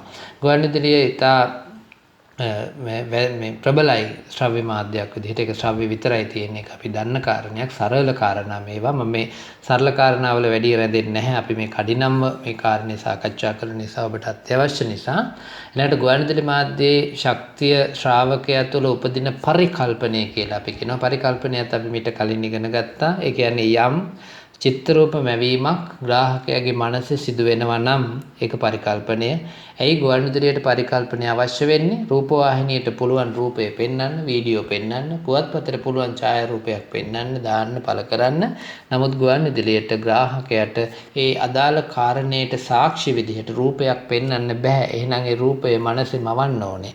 ඒ රූපය මනසේ මවන්න නිවේදකයාට පුළුවන් වෙන්න ඕනේ. අපි කියනවා චිත්‍රූප මවනවා නැත්නම් පරිකල්පනය ඇති කරනවා කියලා. ඔබට මතකයි ප්‍රේමසිරි රාපසිංහ මහත්මයාගේ ක්‍රිකට් විස්තර ਵਿਚාරයක් අපි අහගෙන ඉන්නකොට ඒ ක්‍රිකට් විස්තර ਵਿਚාරයේදී අපිට මැවිලා පේනවා මේ අදාළ ක්‍රීඩාංගණයේ ක්‍රිකට් තරඟයේ පැවැත්වෙන ආකාරය ඔහුගේ වචන වලින්. ඒ නිසා මේ පරිසරයේ මවන්න පුළුවන්කම ලැබෙනවා. ගුවන්විදුලියේදී පරිකල්පන ශක්තිය ඇති කරන්න පුළුවන්කම ලැබෙනවා. සාමාන්‍යයෙන් සමස්තයක් විදිහට ගත්තොත් මේ ගුවන්විදුලි මාධ්‍යයේදී පොදු ශ්‍රාවකයාට ගැළපෙන විදිහට තමයි භාෂා විවහාරය යොදා ගන්න ඕනේ. ඒ කියන්නේ ඇයි ඒකට හේතුව ගුවන්විදුලියේදී ළමයිද වැඩිහිටියද තරුණද උගත්ද නුගත්ද බුද්ධිමත්ද භාෂාව දන්න නොදන්න මේ හැමෝම අහනවා. ඒ නිසා හැමෝටම ගැළපෙන්න භාෂාව පාවිච්චි කරන්න ඕනේ. ඒකත් ගුවන්විදුලි මාධ්‍යයේදී අපි රීතියක් විදිහටම අඳුන ගන්න ඕනේ. විශේෂයෙන් විචාරය පිළිබඳ සාකච්ඡා කරනකොට. එතකොට ගුවන්විදුලි මාධ්‍යයේ සරල භාෂාවක් වෙන්න ඕනේ. සරල වෙන්න ඕනේ. ඒ කියන්නේ ඉතා ඉක්මනින් ග්‍රහණය කරගන්න. මොකද ශ්‍රවණයෙන් විතරයි නම් ග්‍රහණය කරගන්නේ. සරලවම වෙන්න එපා. ඊළඟට විශේෂ ශ්‍රාවක කණ්ඩායමක් ඉලක්ක කරගත් වැඩසටහන් සමහර විටක නිර්මාණය වෙනවා. උදාහරණයක් ක්‍රීඩා ශ්‍රාවකයන් ඉලක්ක කරගත්තා නම් ඒ ක්‍රීඩාවට ගැලපෙන භාෂාවක් ඊළඟට ළමයින් කියන විශේෂ ශ්‍රාවක පිරිස ඉලක්ක කරගන්නවා නම් ළමයින්ට ගැලපෙන විදිහට වැඩි ජනතාව වගේ විශේෂ ජන කොටසක් ඉලක්ක කරගෙන නම් ඔවුන්ට ගැලපෙන විදිහට භාෂාව පාවිච්චි කරාට කමක් නැහැ. ගුවන්විදුලි මාධ්‍යයේදී විවිධ නිර්මාණ තියෙනවා. දැන් අපි සාමාන්‍ය කියන සංවාද ඊළඟට නාට්‍ය නිර්මාණ ඊළඟට වාර්තා වැඩසටහන් ප්‍රවෘත්ති මේ සියලු දේවල් එක් ආකාරයේ නිර්මාණ ගුවන්විදුලියේ තියෙන. එතකොට ඒ අදාළ නිර්මාණයේ ශිල්පීය ක්‍රම වෙනස්. එතකොට නාට්‍යයක ශිල්පීය ක්‍රමය වෙනස්. ප්‍රවෘත්තිවල ශිල්පීය ක්‍රමය වෙනස්. ඊළඟට වාර්තා වැඩසටහනක ශිල්පීය ක්‍රමය වෙනස්. මේ පිළිබඳව අවබෝධයකොත් අපි මාධ්‍ය විචාරයේදී ලබා ගත යුතුයි. ඊළඟට 12.2.4 කියන අනු කොටස රූපවාහිනී මාධ්‍ය රීතිය. රූපවාහිනී මාධ්‍ය රීතිය අර ගුවන්විදුලි මාධ්‍යයයි රූපවාහිනී මාධ්‍යයයි කියන දෙක අතරේ ලොකු වෙනසක් නැහැ. අපි කියනවා ගුවන්විදුලියේ දිගුවක් තමයි රූපවාහිනිය කියලා. එතකොට රූපවාහිනිය ශ්‍රව්‍ය දෘශ්‍ය මාධ්‍යයක්. ගුවන්විදුලිය කියන්නේ ශ්‍රව්‍ය මාධ්‍යයක්. රූපවාහිනිය කියන්නේ ශ්‍රව්‍ය දෘශ්‍ය මාධ්‍යයක්. ඒ කියන්නේ ශ්‍රවණය වෙනවා කනට ඇහෙනවා සහ දෘශ්‍යමාන වෙනවා. ඒ කියන්නේ ඇහැට පේනවා මේ කාරණා දෙකම සිද්ධ වෙනවා. ඊළඟට රූපවාහිනී මාධ්‍ය පොදු ග්‍රාහකයන් ඉලක්ක කරගන්නේ. එතකොට අර ගුවන්විදුලියේදීත් අපි ඒක කිව්වා. විශේෂිත වැඩසටහන් තියෙන්න පුළුවන් ඉලක්කගත ග්‍රාහකයෙක් ඉලක්ක කරගත්තු. හැබැයි පොදුවේ රූපවාහිනියයි ගුවන්විදුලියයි දෙකම පොදු ග්‍රාහකයා ඉලක්ක කරගන්න. එහෙනම් ඔවුන්ට ගැළපෙන්න තමයි මේ නිර්මාණය කරන්න ඕනේ. හැමෝටම ගැළපෙන්නේ. ළමයිද, වැඩිහිටියද, තරුණද, ඒ ඔක්කොටම ගැළපෙන විදිහට. දැන් අපි දන්නවා සමහර ටෙලිනාට්‍ය යනවා. ඒ ටෙලිනාට්‍ය හැමෝටම එකට ඉඳලා බලන්න බෑ. සමහර ළමා කාටුන් වැඩසටහනක් අතරතුරේදී කාටුන් යන අතරතුරේදී වැඩිහිටියන්ගේ නාට්‍යයක මේ අපි කියනවා කමින් කෑලි කියන්නේ අර පූර්ව පූර්ව ප්‍රචාරක පට නිකුත් කරනවා. ඒකත් එක්තරා විදිහක දරුණු තත්වයක්. ඒ නිසා රූපවාහිනී මාධ්‍ය තුළ පොදු ග්‍රාහකයා ඉලක්ක කරගත යුතුමයි. ඒකත් අපි රීතියක් විදිහටම අඳුන ගන්න ඕනේ. දැන් ගුවන්විදුලියේදී වගේම රූපවාහිනියේදීත් විශේෂ ජන කණ්ඩායමක් ඉලක්ක කරගත්තොත් ඊට ගැලපෙන්න ඕන. උදාහරණයක් විදිහට දැන් මේ දිනවල යනවා අධ්‍යාපනික වැඩසටහන් ශිෂ්‍යත්ව විභාගයට, සාමාන්‍ය පෙළ, උසස් පෙළ විභාගයන්ට. දැන් එහිදී අපි දකිනවා අර සාමාන්‍ය භාෂාවට වැඩිය ඒ ඉලක්කගත ග්‍රාහක පිරිසට ගැලපෙන විදිහට භාෂාව සහ අදාළ කාරණා පාවිච්චි කරන විදිය. අපි රූපවාහිනියේදී මුල් තැන දෙන්නේ කටහඬටද රූපයටද කියලා අහපුවාම කෙනෙකුට හිතෙන්න පුළුවන් සමබරයි කියලා. නැහැ, සමබර නැහැ. රූපවාහිනිය කියන්නේ දෘශ්‍ය මාධ්‍යයක්. ඒ නිසා රූපයට මුල් තැන දෙනවා. ඒ රූපයට මුල් තැන දීලා ඉන් එහාට පැහැදිලි කිරීමක් ඕනොත් විතරයි අපි අර නිවේදකයාගෙන් බලාපොරොත්තු වෙන්නේ. ඒ නිසා රූපවාහිනියේදී දෘශ්‍ය රූපයන්ට තමයි ප්‍රමුඛතාව ලබා දෙන්න ඕනේ. ඒක අත්‍යවශ්‍ය කාරණයක්. කුඩා බව සංසන්දනය කරන්නත් ඕනේ අපි. ඒ කියන්නේ රූපවාහිනියේදී විචාරකයා දැනගන්න ඕනේ මේ රූපවාහිනී තිරේ හරි පුංචි කියලා. මේක උදාහරණයක් විදිහට සංසන්දනයකින් කරන්න ලේසි. සිනමා පටයක් උදාහරණයක් අපි පහුගිය දවස්වල දැක්කා මේ ගම්පෙරළිය සහ ඔය සම්භාව්‍ය ගණයේ සිනමා පට රූපවාහිනියෙන් විකාශනය වුණා. ඇත්තටම රූපවාහිනියෙන් චිත්‍රපටයක් බලලා අපිට චිත්‍රපටයක් විඳින්න බෑ. හේතුව තමයි ඔබ දැක්කනම් එහි කයිසාරුවත්තේ මොහන්දිරම් අර මේ පුටුවේ ඉඳගෙන ඉන්න දර්ශනයේදී බිත්තියේ ඡායාරූප 4ක් නැත්නම් ඡායාරූප 4ක් 5ක් විතර අපිට දකින්න ලැබුණා. ඒ ඡායාරූපවල ඉන්න මේ පැරණි පුද්ගලයෙක් ඉන්නවා. ඒ පුද්ගලයාගේ හිසේ අපි අර නැමි පනාව කියලා කියන්නේ නේ අන් දෙකක් වගේ තියෙන්නේ. ඒකට ඒ නැමි පනාව ඉතා පැහැදිලිව පේනවා. නමුත් දැන් අපි ඒක පැහැදිලිව බලන්න නම් අර ඉතා පුළුල් සිනමා තිරයක බලන්න ඕනේ. එතකොට තමයි අපිට අර ඡායාරූපය පේන්නේ. එතකොට තමයි ඒ ඡායාරූපය අර පුද්ගලයාගේ හිසේ තියෙන නැමි පනාව පේන්නේ. දැන් එතකොට මේ පුද්ගලයාගේ හිසේ තියෙන නැමි පනාව කතාවට අදාළද? ඍජුවම අදාළයි. කයිසාරුවත්තේ මොහන්දිරම්ගේ පැටිකිරිය නැත්තම් පරම්පරාව පරපුර අපිට මවාපාන්න තමයි අර හිසේ නැමි පනාව දාපු ඡායාරූප පිටියේ එළලා තියෙන්නේ. එය මේ තිර පිටපතෙත් එහෙමම තියෙනවා. ඊළඟට ඒ පසුතල නිර්මාණ ශිල්පියා විසින් ඒක නිර්මාණය කරනවා. එතකොට ඒක හිතාමතා කරන දෙයක්. එතකොට රූපවාහිනියේ තිරේ පුංචි වුණාම මේක පේන්නේ නැහැ. ඒ නිසා අපි හැම වෙලාවකම මේ දෘශ්‍ය රූපයන්ට මුල් තැන දෙනවා තමයි රූපවාහිනී තිරය කුඩා කියන එකත් අපි තේරුම් ගන්න ඕනේ. ඒ අනුව තමයි අපි ਵਿਚාරය සකස් කරගන්න ඕනේ. මේක ඇත්තටම මේ රූපවාහිනී නැරඹීම ගෘහස්ත කාර්යයක්. ගෙදර ඉඳලා ගෘහයේ ඉඳලා නැත්තම් පවුලේ අය එකට ඉඳලා බලන එකක්. මේ ඇතුළේ ඉඳලා බලනවා කියන අදහස නෙවෙයි ගෘහස්තය කියලා කියන්නේ පවුල එකට නරඹනවා කියන එක. එහෙනම් ඊට ගැළපෙන විදිහට පාවිච්චි කරන්න ඕනේ සියලුම අවස්ථා. සාමාන්‍යයෙන් මේ නිර්මාණයේ ස්වරූපයේ නාට්‍යයක් නම් ඊට ගැළපෙන විදිහට ශ්‍රව්‍ය දෘශ්‍ය මාධ්‍ය යොදා ගන්න ඕනේ. ඒක දේශපාලන සංවාදයක් නම් ඊට ගැළපෙන විදිහට භාවිත කරන්න ඕනේ. නේද? ඒ විදිහේ මේ රූපවාහිනී මාධ්‍යෙත් අපි මේ සරල රීතියක් මේ හඳුනගන්නේ ਵਿਚාරයට අවශ්‍ය නිසා.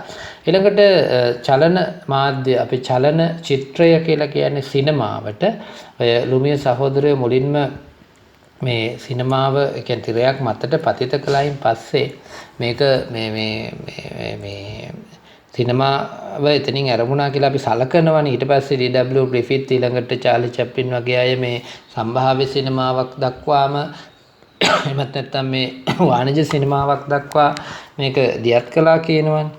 එතකොට ඇත්තටම ඔතන වෙන්නේ චිත්‍ර චලනය කරනවා. චලන චිත්‍ර කියන්නේ ඒකයි. සිනමාවේදී වෙන්නේ චිත්‍ර ගොඩාක් තියෙනවා පටියක. ඒක කැරකෙනකොට අපේ ඇස් දෙකට මැවිලා පේනවා ඒ රූප මේ ගමන් කරන විදිහට. එතකොට ඒ රූප ඇත්තටම ගමන් කරන්නේ අර මේ රූප ටික තමයි කැරකෙන්නේ. එතකොට දෘශ්‍ය මායාවක් මේක. ඇහැට මායාවක්. චලන චිත්‍රය කියන්නේ සිනමාව කියන්නේ ඇහැට මායාවක්. එතකොට මේක ශ්‍රව්‍ය දෘශ්‍ය මාධ්‍යයක්. හැබැයි අපි කිව්වා රූපවාහිනියත් ශ්‍රව්‍ය දෘශ්‍ය මාධ්‍යයක්, රූපවාහිනියේදී රූපයට තමයි වැඩි ඉඩක් දෙන්නේ කියලා. මෙතන ගත්තොත් සිනමාවේ ඊටත් වඩා වැඩි ඉඩක් දෘශ්‍ය මාධ්‍යයට ලැබෙනවා. ඒ කියන්නේ රූපයට ලැබෙනවා. ඒතර රූපවාහිනියට වැඩිය වෙනස් ආකාරයට තමයි මේක භාවිත කරන්නේ. ඒකට හේතුව තමයි තිරේ විශාලත්වය. ඊළඟට රූපවාහිනියේදී පාවිච්චි කරන සාමාන්‍ය අර තිරේ වෙළඳැන්වීම් දාන ඒවා මොනවත් රූපවාහිනිය මේ සිනමා තිරේදී නැහැ. ඊළඟට මේ සිනමාව අපි නරඹන්න වෙනම තැනකට යනවා. ඒ වගේ ප්‍රශ්න තියෙන නිසා රූපවාහිනිය වඩා වෙනස් ආකාරයෙන් තමයි භාවිත කරන්නේ සිනමාවට වඩා. මේ දෙක අතර වෙනසක් තියෙනවා. රූපවාහිනියට වඩා වෙනස් සිනමාවට වඩා වෙනස් රූපවාහිනිය. මේ වෙනස අපි විචාරයේදී රීතියක් විදිහට අඳුන ගන්නත් ඕනේ. ඊළඟට අපි මේකෙදි කියනවා මේ රූපවාහිනියට වැඩි දැවැන්ත තිරයක් මත. ඇත්තටම දැවැන්ත තිරයක් මත තියෙනකොට කලවර කරපු කාමරයක අපි බලනකොට ගිහින් වෙන කිසිදු බාහිර සම්බන්ධයක් නැතික වෙනකොට ග්‍රාහකයාගේ අවධානය ඊට වැඩිපුර සිනමාවට එනවා. ඒ නිසා රූපවාහිනියට වැඩි අවධානයකින් මේ බලනවා. ඒක නිසා තමයි කියන්නේ සිනමාව නරඹන්න වෙනම සිනමා ශාලාවකට යන්න ඕනේ. නේද? මේ ඒ සිනමා ශාලාවකට වෙනම සිනමා ශාලාවකට ගිහින් බලනකොට අපේ සම්පූර්ණ අවධානය මේ සඳහා යොමු වෙලා තියෙනවා. ඊළඟට මේ සිනමාවේ තියෙන්නේ වෘත්තාන්ත බොහෝ වෙලාවට කලින් තිබුණා ලෙස්ටර් ජේම්ස් පීරිස් පවා මුල් කාලේ මේ නිර්මාණය කළේ ඇත්තටම වෘත්තාන්ත චිත්‍රපට නෙවෙයි වාර්තා චිත්‍රපට. දැන් අපි දන්නවා ලංකාවේ රජයේ ප්‍රවෘත්ති දෙපාර්තමේන්තුවට අයිති රජයේ චිත්‍රපටාංශයෙන් කරන්නේ ඔය මේ වාර්තා චිත්‍රපටි ආදී නිර්මාණය කිරීම. නමුත් වෘත්තාන්ත චිත්‍රපටි කියලා කියන්නේ යම් මුල මැද අග සහිත කතන්දරයක් තියෙන එහෙම එතකොට සිනමා ශාලාවක ඇත්තටම තියෙන්නේ වෘත්තාන්ත චිත්‍රපටියක ලංකාවෙත් එංගලන්තෙත් පාකිස්තානෙත් ඉරානෙත් නේද ජපානෙත් ඇමරිකාවෙත් කොහෙ බැලුවත් එහෙමයි. ඊළඟට විවිධ අන්තර්ගතයන් විවිධ ආකෘති විවිධ ශෛලීන් සිනමාව තුළ තියෙනවා. අන්තර්ගතයන් නම් ওই දේශපාලනික අන්තර්ගතයන්, සාහිත්‍යමය අන්තර්ගතයන්, මානුෂීය අන්තර්ගතයන් ඒ වගේ දේවල්. ඊළඟට ආකෘති තියෙනවා විවිධ සිනමාවේ. දැන් සිනමාව ගලාගෙන යන විදිහේ චිත්‍රපටයේ කතන්දරේ ගලාගෙන යන විදිහේ ශෛලීන් තියෙනවා. අපි කියනවා සම්භාව්‍ය එහෙම නැත්නම් වාණිජ කියලා. ඒක නම් ඇත්තට මේ තරම් මේ හොඳ බෙදීමක් නෙවෙයි. සම්භාව්‍ය වාණිජ කියලා බෙදන්න ටිකක් අමාරුයි. නමුත් කලාත්මක සහ වාණිජ කියලා සමහර අය බෙදනවා. එහෙම ඒත් බෙදන්න බෑ. මොකද කලාත්මක බවින් උසස් සිනමා පටයක් වාණිජ වශයෙන්ුත් ඉතා ජනප්‍රිය වෙන්න පුළුවන්. නමුත් අපි අර පහසුව සඳහා එහෙම බෙදාගෙන තියෙනවා.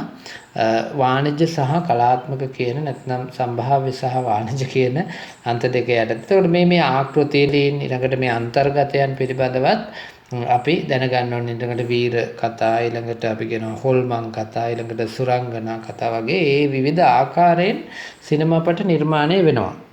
ඒ කොහොම වුණත් සිනමාව අර මේ රූපවාහිනියට වැඩිය රූපවාහිනිය ශ්‍රව්‍ය දෘශ්‍යයි සිනමාව ශ්‍රව්‍ය දෘශ්‍යයි. ඒ දෙකේ ශිල්පීය ක්‍රම සම්පූර්ණයෙන් වෙනස්. කැමරා ගත කරන තැන ඉඳලා එය සංස්කරණය කරන තැන ඉඳලා එය නැරඹීම දක්වා, ඒ කියන්නේ ග්‍රාහකයා ළඟට පණිවිඩය මේ සංදේශය ලබා දීම දක්වා සියලුම දේවල් රූපවාහිනියට වඩා සාහඹලින් වෙනස් අනන්‍ය වෙච්ච ක්‍රම භාවිත කරන්නේ. නිසා මේක අතිශය වැදගත් දරුවනේ. දැන් අපි මේ සාකච්ඡා කරන්නේ මාධ්‍ය විචාරය කියන පාඩමට අවශ්‍ය කරන මේ මාධ්‍ය රීතිය කියන එක යටතේ අපි මුද්‍රිත මාධ්‍ය රීතිය සාකච්ඡා කළා. ඊළඟට ගුවන්විදුලි මාධ්‍ය රීතිය, රූපවාහිනී මාධ්‍ය සහ චලන මාධ්‍ය රීතිය සාකච්ඡා කළා. එතකොට මේ හතර අපිට එකිනෙක සංසන්දනය කරන්නත් පුළුවන් වෙන්න ඕනේ. ඊළඟට අපි යනවා අලුත් මාතෘකාවකට. මේ විචාරයේදී කලාත්මක, ශිල්පීය සහ අන්තර්ගත විවරණය කියන කාරණේ අතිශය වැදගත් දෙයක්. ඒ කියන්නේ අපි යම් විචාරයක් කරනකොට ඒ විචාරය කරන්න පුළුවන් ආකාර කීපයක් තියෙනවා. එකක් මේ කලාත්මකව අපිට ඒ කලාව පිළිබඳව ප්‍රවෘත්තියක් වුණත් කලාත්මකව විවරණය කරන්න පුළුවන්. ඉදිරිපත් කරන රටාව අනුව, පසුබිම් නිර්මාණය අනුව, එහි ඒ භාෂාවේ තියෙන කලාත්මක බව පිළිබඳ අපිට ඕනේ නම් පුළුවන්. ඊළඟට මේ ශිල්පීය ක්‍රම, ඒ කියන්නේ එක් ශිල්ප ප්‍රවෘත්ති ඉදිරිපත් කිරීමේ ශිල්පීය ක්‍රමයක් තියෙනවා. ඒක හොඳද නරකද හරිද වැරදිද කියලා අපිට විවරණය කරන්න පුළුවන්. ඊළඟට ටෙලිනාට්‍යයක් ඉදිරිපත් කිරීමේ ශිල්පීය ක්‍රමයක් තියෙනවා. අපිට ඒක විවරණය කරන්න පුළුවන්. ඊළඟට මේ චිත්‍රපටයක් ඉදිරිපත් කිරීමේ ශිල්පීය ක්‍රමයක් තියෙනවා. ඒකත් අපිට විවරණය කරන්න පුළුවන්. ඊළඟට අන්තර්ගතය දේශපාලනිකද සමාජ විද්‍යාත්මකද නැත්නම් රටේ සංස්කෘතියට ඒක බලපානවද? දැන් අපි අක්ෂරය වගේ චිත්‍රපටයක් ගත්තොත් එහෙම කලාත්මක අතින් ඉතාම ඉහළයි, ශිල්පීය අතින් ඉතාම ඉහළයි. නමුත් අන්තර්ගතය අතින් දුර්වලයි. අන්න ඒ වගේ අපි මේ කලාත්මක ශිල්පීය සහ අන්තර්ගත විවරණයේදී ඒ අදාළ විවරණ කටයුතු කරන්න ඕනේ. යටතේ දරුවනේ දැන් මොන මාධ්‍යයක් වුණත් ඒ කලාත්මක බව අර එහි ශිල්පීය ගුණාංග ඊළඟට අන්තර්ගතය මේ සියල්ලම ඉතා ප්‍රශස්ත මට්ටමින් තියෙන්න ඕනේ. කියන්නේ අන්තර්ගතය යෝග්‍ය වෙන්න ඕනේ රටට, සමාජයට සහ ඒ ග්‍රාහකයාට. ශිල්පීය ගුණාංග යෝග්‍ය වෙන්න ඕනේ අදාළ නිර්මාණ ස්වරූපයට. සිනමාවක් නම් ඒ ශිල්පීය ගුණේ, ටෙලිනාට්‍යයක් නම් ඒ ශිල්පීය ගුණයට. ඊළඟට නිර්මාණ ස්වරූපය මේ සියල්ල එකට ගැලපුණොත් තමයි හොඳ නිර්මාණයක් අපිට දකින්න පුළුවන් වෙන්නේ. හැබැයි කලාත්මක බව කියන එක අපි දැන් මම කියනවා ශහ්මාල් ලස්සන චිත්‍රපටයක් හරි කලාත්මකයි. තව කෙනෙකුට ඒ චිත්‍රපටයේම මේක කිසිම කලාත්මක ගතියක් නැහැනේ. එහෙම කියන්න පුළුවන්. මේක සාපේක්ෂ දෙයක්. ඒක නිර්මාණකරුගෙන් නිර්මාණකරුට සාපේක්ෂයි. ඊළඟට කලාත්මක බව ග්‍රාහකයා විසින් මනින විදිහත් ග්‍රාහකයාගෙන් ග්‍රාහකයාට සාපේක්ෂයි. ඒ හින්දා අපිට මේ කලාත්මක බව කියන එක මෙන්න මේ විදිහ කලාත්මකයි, මේක නියම කලාත්මකයක්, මේක හොඳ එකක් එහෙම කියන්න බෑ. ඒක sannivedakaya සහ විශේෂයෙන් ග්‍රාහකයා ග්‍රහණය කරගන්න ආකාරය අනුව වෙනස් වෙන්න පුළුවන්. හැබැයි මේ එක නිර්මාණකාරයෙකුට විවිධ සංකල්ප යොදා ගන්න පුළුවන්. කලාත්මක සංකල්ප කල නිර්මාණාත්මක ලක්ෂණ යොදා ගන්න එක කිසිදු ප්‍රශ්නයක් නැහැ. සාමාන්‍යයෙන් අපි දන්නවා මේ සිනමාව වගේ එකක් ඉතාම බරපතල නිර්මාණශීලී ලක්ෂණ තියෙන එකක්නේ. ඒ කියන්නේ අනිකුත් මේ ඒවට වඩා, ඒ කියන්නේ අනිකුත් මාධ්‍යයන්ට වඩා සිනමාව කියන කාරණේ, සිනමාව ඉතා ඉහළ ශිල්පීය ක්‍රම භාවිත කරන තැනක්. ඒ කියන්නේ ඉතා ඉහළ නිර්මාණාත්මක කලාත්මක ලක්ෂණ භාවිත කරන තැනක්. ඊළඟට අන්තර්ගතයේ විමර්ශනය කිරීම අධ්‍යක්ෂවරයාගේ දෘෂ්ටි කෝණයෙන් කරන්න ඕනේ. දැන් මේ මොකද්ද කියන්නේ? දැන් අපි හිතමු මෙහෙම බුදුදහම අන්තර්ගත කරගත්තු ගීතයක් මම විවරණය කරනවා. එතකොට මම ඇත්තටම ඒක බලන්න ඕනේ මෙහි අධ්‍යක්ෂවරයා, රූපවාහිනී වැඩසටහනක් නම් එහි අධ්‍යක්ෂවරයා ප්‍රධානියා. රූපවාහිනිය නෙවෙයි අදාළ වැඩසටහනේ. ඊළඟට චිත්‍රපටයක් නම් චිත්‍රපටයේ අධ්‍යක්ෂවරයා. නේද? එතකොට අපිට මේ සිනමාවේදී අධ්‍යක්ෂවරයාගේ දෘෂ්ටි කෝණයෙන් අපි මේක විවරණය කරන්න ඕනේ. අධ්‍යක්ෂවරයාගේ දෘෂ්ටි කෝණයෙන් අපි විවරණය කරන්න ඕනේ. ඇත්තටම මේ කලාත්මක උපාය මාර්ග ශිල්පීය ප්‍රයෝග මේ යොදාගෙන, ඒ කියන්නේ අපි යොදා ගන්නා නිර්මාණාත්මක ලක්ෂණ සංකල්ප යොදාගෙන කොයිතරම් දුරට ග්‍රාහකයව හොලවන්න පුළුවන්ද, ග්‍රාහකගේ මනස කම්පණය කරන්න පුළුවන්ද? මේ කියන්නේ වෙන එකක් නෙවෙයි. නිර්මාණකරු Tamanගේ නිර්මාණය පාවිච්චි කරලා ග්‍රාහකයව කොයිතරම් දුරට වෙනස් කරන්න පුළුවන්ද කියන එක තමයි අපි අඳුන ගන්න ඕනේ. එතකොට ඒක තමයි අපි මේ අන්තර්ගත සහ ශිල්පීය සහ කලාත්මක විවරණයේදී දැනගන්න ඕනේ. ඇත්තට මේක විචාරකයා තුළ තියෙන දක්ෂතාවයක් සහ විචාරය තුළ ඒ වගේ දේවල් අන්තර්ගත වෙන්න ඕනේ. එහෙනම් විචාරයක් තුළ මූලික වශයෙන් තියෙන්න ඕනේ වෙන කිසිම දෙයක් නෙවෙයි. අපි විචාරයට බඳුන් කරන, අපි විචාරයට ලක් කරන නිර්මාණයේ ශිල්පීය සහ කලාත්මක උපාය මාර්ග පාවිච්චි කරලා කොයිතරම් ජනතාව නැත්තම් මිනිස්සු නැත්තම් රසිකයෝ නැත්තම් ග්‍රාහකයෝ කම්පණයට ලක් කරලා තියෙනවද කියන කාරණේ. ඊළඟට අපි යනවා මේකේ තවත් ප්‍රධාන අනුමාතෘකාවක් මාධ්‍ය විචාරයේ ප්‍රවේශ කියන එකට. මාධ්‍ය විචාරයේ ප්‍රවේශ කියන කොටසට අපි යනවා. මේක ප්‍රධාන මාතෘකාවක්, අපි ඉක්මනින් යනවා. එහිදී පළමු අනුමාතෘකාව සංසන්දනය සහ විශ්ලේෂණය. මේක මේ මාධ්‍ය විචාරයේ එක ප්‍රවේශයක්. අපිට පුළුවන් මේ දෙක, ඇත්තට මේ දෙක අපි මීට කලින් සාකච්ඡා කරපු නිසා අපිට ඉක්මනින් සාකච්ඡා කරන්න පුළුවන්. සංසන්දනය කියලා කියන්නේ යම් නිර්මාණ දෙකක් එකට සංසන්දනය කරමින් අපි යමක හොඳ නරක නැත්නම් විචාරයක් ඉදිරිපත් කිරීම. උදාහරණයක් විදිහට දෙරණ ප්‍රවෘත්ති සහ හිරු ප්‍රවෘත්ති දෙක අපිට සංසන්දනය කරන්න පුළුවන්. අක්ෂරේ චිත්‍රපටය සහ පුරහඳ කලවර චිත්‍රපටි දෙක අපිට සංසන්දනය කරන්න පුළුවන්. අපිට මේ බැද්දේගම සහ ගම්පෙරළි නවකතා දෙක අපිට සංසන්දනය කරන්න පුළුවන්. ඒ කියන්නේ මේ සංසන්දනය කිරීමේදී ඊට සමාන වෙනත් නිර්මාණයක් ඊට සමාන වෙනත් මාධ්‍යයක් එක්ක සංසන්දනය කරලා අපිට නිර්මාණය හොඳ නරක කියන්න පුළුවන්. විශ්ලේෂණය කියලා කියන්නේ අදාළ නිර්මාණය පිළිබඳව පමණක් කල්පනා කරලා. ඒ කියන්නේ අක්ෂර චිත්‍රපටයේ ඇතුළේ තියෙන දේවල් විතරක් හොයලා මම විවරණයක් කළොත්, පුරහඳ කලවර චිත්‍රපටයේ ඇතුළේ තියෙන දේවල් විතරක් හොයලා මම විවරණයක් කළොත්, ඊළඟට මේ ජාතික රූපවාහිනී ප්‍රවෘත්ති විතරක් බලලා මම විවරණයක් කළොත් ඒකට කියනවා විශ්ලේෂණය කියලා. ඒක ගැඹුරින් ඇතුළට කිදා බැහැලා කරන දෙයක්. මාධ්‍ය විචාරයේදී යම් නිර්මාණයක් වෙනත් නිර්මාණයක් සමග සංසන්දනය කිරීමට එම නිර්මාණය තනිවගෙන විශ්ලේෂණය කිරීමටද සිදුවේ. දෙක තමයි අපි ඔය සංසන්දනය සහ විශ්ලේෂණය කියලා කිව්වේ. එතකොට සංසන්දනයේදී ඇත්තටම වෙන්නේ අපි තව නිර්මාණයකට වඩා මේක හොඳයිද, ඒකට වැඩිය මේක නරකයිද, නැත්නම් මේ දෙක හරි සමානද, එහෙමත් නැත්නම් මේ දෙක අතර යම් අසමානකමක් තියෙනවද වගේ ප්‍රශ්න වලට උත්තර හොයන එක තමයි සංසන්දනයේදී අපි කරන්නේ නේ. එතකොට අර මේ සංසන්දනය කරනකොටත් අපි කලින් කිව්වා වගේ කලාත්මක උපක්‍රම පාවිච්චි කරපු දේවල්, ඊළඟට ඒ දෙදෙනාගේ ශිල්පීය ක්‍රම පාවිච්චි කරපුවා, ඊළඟට ඔය නිර්මාණාත්මක සෞන්දර්යාත්මක ප්‍රවේශ, ඊළඟට ඒ නිර්මාණ දෙකේ අන්තර්ගතය, මේ වගේ දේවල් එක්ක තමයි අපි ඔය සංසන්දනය කරන්නේ. ඊළඟට මේ රසිකයා කම්පණය කරන්නේ කොහොමද කියන එකත් අපිට ඕනේ නම් සංසන්දනයෙන් කරන්න පුළුවන්. උදාහරණයක්, සමහර ටෙලිනාට්‍ය ඉතා ඉක්මනින් රසිකයාව අල්ල ගන්නවා. එහි තියෙන ආකර්ෂණීය බව නිසා.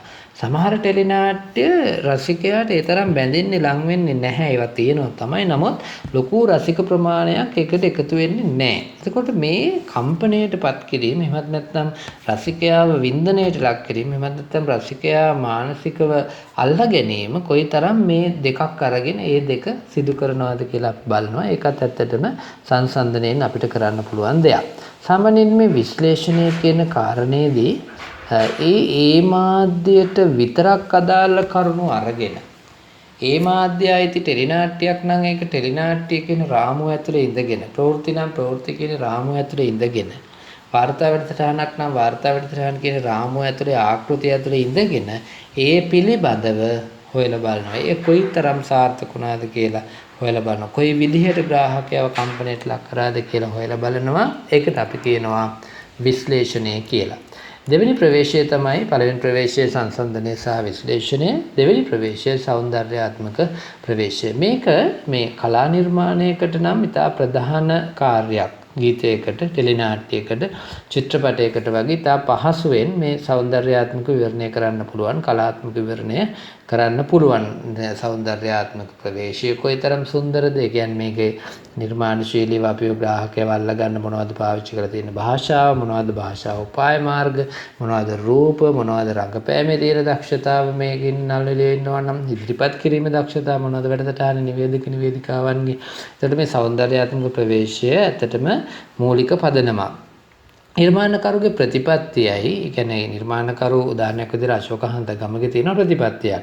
එතකොට ඔහුගේ දර්ශනයක් තියෙනවා. එතකොට ඒ දර්ශනය සහ ප්‍රතිපත්තිය අඳුරගන්නේ නැතුව අපිට මේ සෞන්දර්යාත්මකව ඇත්තට විවරණය කරන්න බෑ.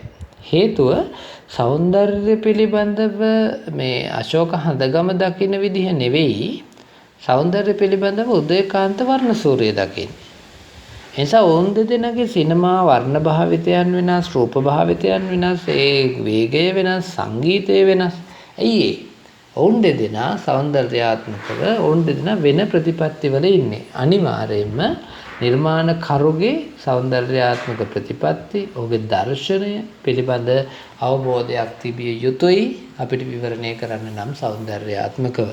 ඊළඟට මේ විවිධ මත, ඔහුගේ නිර්මාණකරුගේ මතනේ නිර්මාණය හරහා එළියට දෙන්නේ නේද? සෞන්දර්යාත්මකව ඔහු හිතන දේවල්නේ අපිට එළියට දෙන්නේ. දැන් රජීව වසන්ත වෙල්ගම ලියන්නේ ඔහුට හිතන දේවල්නේ, රත්නශ්‍රී විජේසිංහ ලියන්නේ ඔහුට හිතන දේවල්නේ. එතකොට සනත් අබේසේකර ටෙලිනාට්‍ය කරන්නේ ඔහුට හිතෙන දේවල්, නාලන් මෙන්ඩිස් ටෙලිනාට්‍ය කරන්නේ ඔහුට හිතෙන දේවල්නේ නේද? එතකොට දැන් ඒ තම තමන්ට හිතෙන විදිහට තමයි ඒක ඉදිරිපත් කරන්නේ. ඊළඟට අන්තර්ගතය සාමාන්‍යයෙන් මේ సౌందర్యාත්මකව මේ නියෝජනය කරනවද නැද්ද කියන එක ඒ අන්තර්ගතය අනුව වෙනස් වෙනවා. එතකොට මාධ්‍ය නිර්මාණයෙහි අන්තර්ගතය సౌందర్యාත්මක නියෝජනය යම් සමාජයකට පිළිගන්න පුළුවන්ද? දැන් උදාහරණයක් විදිහට ලංකාවේ එහෙම අවස්ථා තියෙනවා වාරණයට ලක් වෙච්ච. අන්තර්ගතය ඉතා විශිෂ්ටයි. නමුත් එය අපේ සංස්කෘතියට අපේ සමාජයට පිළිගන්න බැරි වුණා. උදාහරණයක් විදිහට අක්ෂරේ චිත්‍රපටයේ තාම సౌందర్యාත්මකයි. නමුත් එහි අන්තර්ගතය උනේ පිරිමි දරුවා සහ මව අතර තියෙන ලිංගික ආකර්ෂණය කියන කාරණේ. මේක අපේ සංස්කෘතිය විසින් බැහැර කරන දෙයක්. ඒ නිසා సౌందర్యාත්මකයි තමයි. නමුත් ඒ ඉතා විශිෂ්ට ගණයේ රංගනයක්, විශිෂ්ට නිර්මාණයක්. හැබැයි පුතේ සමාජයට ඒක පිළිගන්න බැරි වුණා. මේකත් අපි సౌందర్యාත්මක විශ්ලේෂණයේදී සිදු කරන්න වෙනවා. ඊළඟට මේ මාධ්‍ය විචාරකයාට සෞන්දර්ය පිළිබඳවත් අවබෝධයක් තියෙන්න ඕනේ. නිර්මාණය, කලාව නේද? ඒ පිළිබඳ අවබෝධයක් නැතුව සෞන්දර්යාත්මක විවරණයක් කරන්න බෑ. එතකොට අපිට තේරෙනවා මේ විචාරකයාට පුංචි දැනුමක් තිබිලා මදිනේ. ලොකු දැනුමක් විචාරකයාට තියෙන්න ඕනේ කියන කාරණේ තේරෙනවා. ඊළඟට මේ දැන් සාමාන්‍යයෙන් අපිට සම්පූර්ණ නිර්මාණයම විශිෂ්ටයි, සුපිරි කියන්න බෑ සෞන්දර්යාත්මක විවරණයක් කරලා. අපිට කියන්න පුළුවන් වෙන්නේ సౌందర్యාත්මක කොටස ගැන විතරයි. අපිට වෙනත් කොටසක් කියන්න බෑ. අනිකුත් අංශ කොහොමද කියලා අපිට කියන්න බෑ. ඒ නිසා సౌందర్యාත්මකව විතරක් අපිට සම්පූර්ණ නිර්මාණයක් විවරණය කරන්න හොඳද නරකද කියන්න අයිතියකුත් නැහිම කරන්නත් බෑ. සමහර විටක මේ సౌందర్యාත්මකව ලොකු ඉහළ වටිනාකමක් තියෙන දෙයක් අන්තර්ගතය අතින් දේශපාලනික වශයෙන් ඉතා පහළ බොළඳ ගණ එකක් වෙන්න පුළුවන්. දැන් උදාහරණයක් විදිහට ගත්තොත් එහෙම ඔය දෙවෙනි නිම වගේ නාට්‍යයක් ඊටාම సౌందర్యාත්මකව නිර්මාණය කරනවා ආකර්ෂණීය විදිහට. නමුත් එහි මේ සමාජයට ගන්න දෙයක් නෑ අවසානයේදී. ඒ කියන්නේ සමාජ එක පැත්තකින් අයහපතට හේතු වෙනවා කියලා කියන්න පුළුවන්. ඒ නිසා මේ సౌందర్యාත්මක විවරණය විචාර ප්‍රවේශයට තිතා ප්‍රබල විචාර ප්‍රවේශයක්. ඊළඟට භාෂාත්මක ප්‍රවේශය කියන කාරණය අතිශය වැදගත්. මේකදී ඇත්තට මේ භාෂාව කියලා කියන්නේ එකම ස්වරූපේ නෙවෙයි. මේ භාෂාවේ උඩු අරුත් යටි අරුත් තියෙනවා නේද? ඊළඟට භාෂාවේ දිට්ඨ ස්වරූපයක් කියලා අපි කියනවා සාමාන්‍යයෙන් නේ. ඒ කියන්නේ මේ සාමාන්‍ය භාෂාවක පුතේ මේ ඉහළින් අපිට දකින්න තියෙන කාරණේ සහ ඊට යටින් ගැඹුරින් තියෙන දේත් අපිට වෙනස්ම අදහසක් ගෙන දෙනවා. ඒ නිසා මේ භාෂා භාවිතය පුවත්පතේදී, ගුවන් විදුලියේදී, රූපවාහිනියේදී මේ එකිනෙක අවස්ථාවලදී වෙනස් විදිහට තමයි භාවිත කරන්නේ. ඊළඟට භාෂාව සාමාන්‍යයෙන් අපිට ලිඛිතව භාවිත කරන්න පුළුවන්. ඒක වාචිකව නැත්නම් කතනයේදී භාවිත කරන්නත් පුළුවන්. ඊළඟට දැන් ලිඛිත භාෂාවයි සාමාන්‍ය ව්‍යවහාරික භාෂාවයි අතරේ ලිඛිත සහ මේ කතන ව්‍යවහාරික භාෂාවයි අතරේ යම් වෙනසක් තියෙනවා. ඊළඟට මේ භාෂාව මේ ජනමාධ්‍ය තුළ භාවිත කරනකොට අපි පාවිච්චි කරන සාමාන්‍ය අකුරු තියෙන, වචන තියෙන, ශබ්ද එකතු වෙලා හැදිච්ච හෝඩිය තියෙන මේ භාෂාව ඊළඟට ජනමාධ්‍ය ඇතුලේ, රූපවාහිනිය ඇතුලේ රූපය කියන්නේත් අපි භාෂාවක් විදිහට සලකනවා. එතකොට ඒකත් අපි වෙනමම ਵਿਚාරයේදී තේරුම් ගන්න ඕනේ. නිසා මේ භාෂාත්මක ප්‍රවේශයටදී අපි ටිකක් පරිස්සමෙන් තේරුම් ගන්න ඕනේ කොහොමද අපි ਵਿਚාරයක් කරන්නේ කියලා. සාමාන්‍යයෙන් භාෂාව භාවිත කරන එක මාධ්‍ය නිර්මාණවලදී භාවිත කරන එකයි අතරේ පොඩි මේ වෙනසක් තියෙනවා. දැන් අපි එදිනෙදා කතා කරනකොට අනිත් අයත් එක්ක පාවිච්චි කරන වචන නෙවෙයි ටෙලිනාට්‍යයක පාවිච්චි කරන්නේ. දැන් අපිට හිතෙනවානේ ටෙලිනාට්‍යයක සාමාන්‍ය විදිහට අපි එදිනෙදා කතා කරන විදිහට පාවිච්චි කරන්න ඕනි කියලා. නමුත් ඔබ හොඳට හොයලා බැලුවොත් ටෙලිනාට්‍යයක භාෂාව සම්පූර්ණයෙන් වෙනම හැදිච්ච භාෂාවක් තියෙනවා. ඒ රටාවේ වෙනසක් තියෙනවා. ප්‍රවෘත්තිවලදී පාවිච්චි කරන භාෂාව, ප්‍රවෘත්තිවල භාෂාව ප්‍රවෘත්තිමය භාෂාවක්. අපි කියනවා ගැඹුරක් ඇති, බරක් තියෙන. ඒ කියන්නේ ප්‍රවෘත්තිමය වටිනාකමක්, විශ්වසනීයත්වයක් ග්‍රාහකයා තුළ ඇතිවන එහෙම භාෂාවක් ප්‍රවෘත්තිවලදී භාෂාව පාවිච්චි කරන්න ඕනේ. ඊළඟට සාමාන්‍ය ඔය මේ ගීතෙල්ලීම් වැඩසටහනක වගේ වෙනත් භාෂාවක් ගුවන්විදුලිය භාවිත කරනවා. රූපවාහිනියත් එහෙමයි. වැඩසටහනේ ආකෘතිය අනුව ස්වරූපය අනුව භාෂාව වෙනස් වෙනවා. එතකොට සාමාන්‍යයෙන් එදිනෙදා භාවිත කරන භාෂාවයි ජනමාධ්‍යයක් තුලදී භාවිත කරන භාෂාවයි අතර යම් වෙනසක් අපිට දකින්න තියෙනවා. සාමාන්‍ය මාධ්‍ය නිර්මාණවලදී භාවිත කරන භාෂාව අර සාමාන්‍ය ව්‍යවහාරික භාෂාවට වඩා නිර්මාණශීලීව භාවිත කරන්න පුළුවන්. ඒක ලිඛිත වෙන්න පුළුවන්. ඒක කතන වෙන්න පුළුවන්. නැත්නම් එය රූපය දෘශ්‍ය මාධ්‍ය තුල පාවිච්චි කරන භාෂාවක් වෙන්න පුළුවන්. ඒ කොහොම වුණත් සාමාන්‍ය භාෂාවට වැඩිය නිර්මාණශීලීව මාධ්‍ය තුල භාෂාව භාවිත කරන්න පුළුවන් කියන එක අපි භාෂාත්මක ප්‍රවේශයේදී දැනගන්න ඕනේ. ඊළඟට අර මාධ්‍ය නිර්මාණවල ඇතුළත තියෙන දේ අන්තර්ගතය මිනිස්සුන්ට දෙන්න නැත්නම් රසිකයාට දෙන්න ග්‍රාහකයාට දෙන්න ඒ පණිවිඩය ලබන කෙනාට දෙන්න ඉතා ප්‍රබල මෙවලමක්.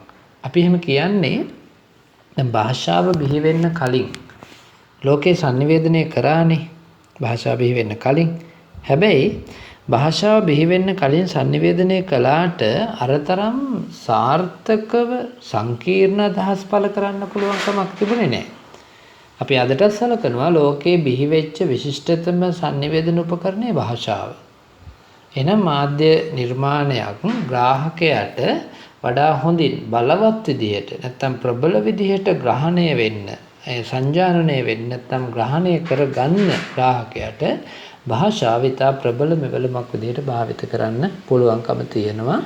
ඊළඟට ඒ භාෂාව ඒ අදාළ නිර්මාණයට අනුව ලිඛිත භාෂාවක් නම් ලිඛිතව නේද ව්‍යවහාරික භාෂාව නම් ඒ ව්‍යවහාරික භාෂාව ඒ වැඩසටහනට හෝ ඒ අන්තර්ගතයට හෝ නැත්නම් මේ වැඩසටහනේ රටාවට හෝ ගැළපෙන විදිහට පාවිච්චි කරන්නත් ඕනේ. දැන් උදාහරණයක් විදිහට ගත්තොත් රියැලිටි වැඩසටහනක භාෂාව ඒ රියැලිටි වැඩසටහනට ගැළපෙන්න ඕනේ.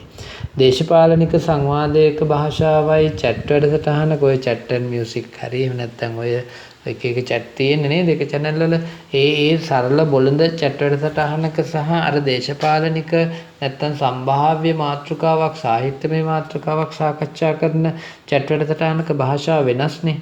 ඒ හින්දා අපි කියනවා යම් මාධ්‍ය නිර්මාණයකට අදාළව භාෂාව ඒ නිර්මාණයට ගැලපෙන විදිහට ව්‍යවහාරික හෝ ලිඛිත භාෂාව පාවිච්චි කරන්න ඕනේ. එතකොට අර භාෂා භාවිතයේදී යම් වෙනස්කම් විවිධතා අපිට හම්බෙන්න පුළුවන්. ඒක ගැටලුවක් නෑ. මේ විවිධතාව සහ වෙනස්කම් මත ග්‍රාහකයාට වෙනම ආකර්ෂණයක් ලැබෙන්නත් පුළුවන්කම තියෙනවා. භාෂාත්මක ප්‍රවේශයේදී දරුවනේ ඒක අපි විවරණය කරනකොට විචාරකයාට විවරණය කරන්න විචාරකයානේ ඔහුටත් මේ භාෂාව පිළිබඳ නිපුණතාවක් තියෙන්න ඕනේ. ඊළඟට මාධ්‍ය තුල භාෂා භාවිතය ගැන නිපුණතාවක් තියෙන්නත් ඕනේ. ඒ නිසා විචාරයක් කරන්න බෑ අපිට භාෂාව පිළිබඳ නොදන්න භාෂාත්මක ප්‍රවේශයෙන්. සාමාන්‍යයෙන් අපි කියනවා භාෂාවක් පාවිච්චි කරන්න ඕනි ග්‍රාහකයාට ඒ පණිවිඩයට ආස හිතෙන විදිහට නැත්නම් ඒ පණිවිඩය කෙරෙහි රුචිකත්වයක් ඇල්මක් කැමැත්තක් ඇති වෙන විදිහට. එතකොට භාෂාවට පුළුවනි ග්‍රාහකයාව ඇදලා බැඳලා තියාගන්න වෙන කොහෙටවත් යන්න නොදී. ඒ නිසා අපි කියනවා භාෂාත්මක ප්‍රවේශය යටතේ විචාරයක් කරනකොට විචාරකයා දැනගන්න ඕනේ යම් කිසි මාධ්‍යක සංදේශය පාවිච්චි කරන භාෂාව ග්‍රාහකයාව ආකර්ෂණය කරගන්න පුළුවන් ශක්තියක් හැකියාවක් තියෙනවද කියන එක. සාමාන්‍යයෙන් අපි කියනවා මේ සංදේශයකින් කරන්නේ යම් දෙයක් ප්‍රතිනිර්මාණය කිරීමක්නේ නේද? එතකොට මේ ප්‍රතිනිර්මාණය කිරීම කොයිතරම් දුරට භාෂාවෙන් කරන්න පුළුවන්ද? ඒ කියන්නේ භාෂාවට කොයිතරම් දුරට අර සංදේශය ග්‍රාහකයාගේ මනසේ නිර්මාණය කරන්න පුළුවන්ද? ඒක තමයි අපි අවසානයේදී භාෂාත්මක ප්‍රවේශය යටතේ මනින්නේ. ඊළඟ ප්‍රවේශය තමයි විචාර ප්‍රවේශය තමයි සදාචාරාත්මක ප්‍රවේශය. අපි මේ අවසන් අදියරට පැමිණෙමින් ඉන්නේ. සදාචාරාත්මක ප්‍රවේශයේදී අපි කියන්නේ සදාචාරය කියලා කියන්නේ දරුවනේ අපි යහපත් යයි සම්මත කරගෙන සමාජයක් විසින් පවත්වාගෙන යන දේවල්නේ.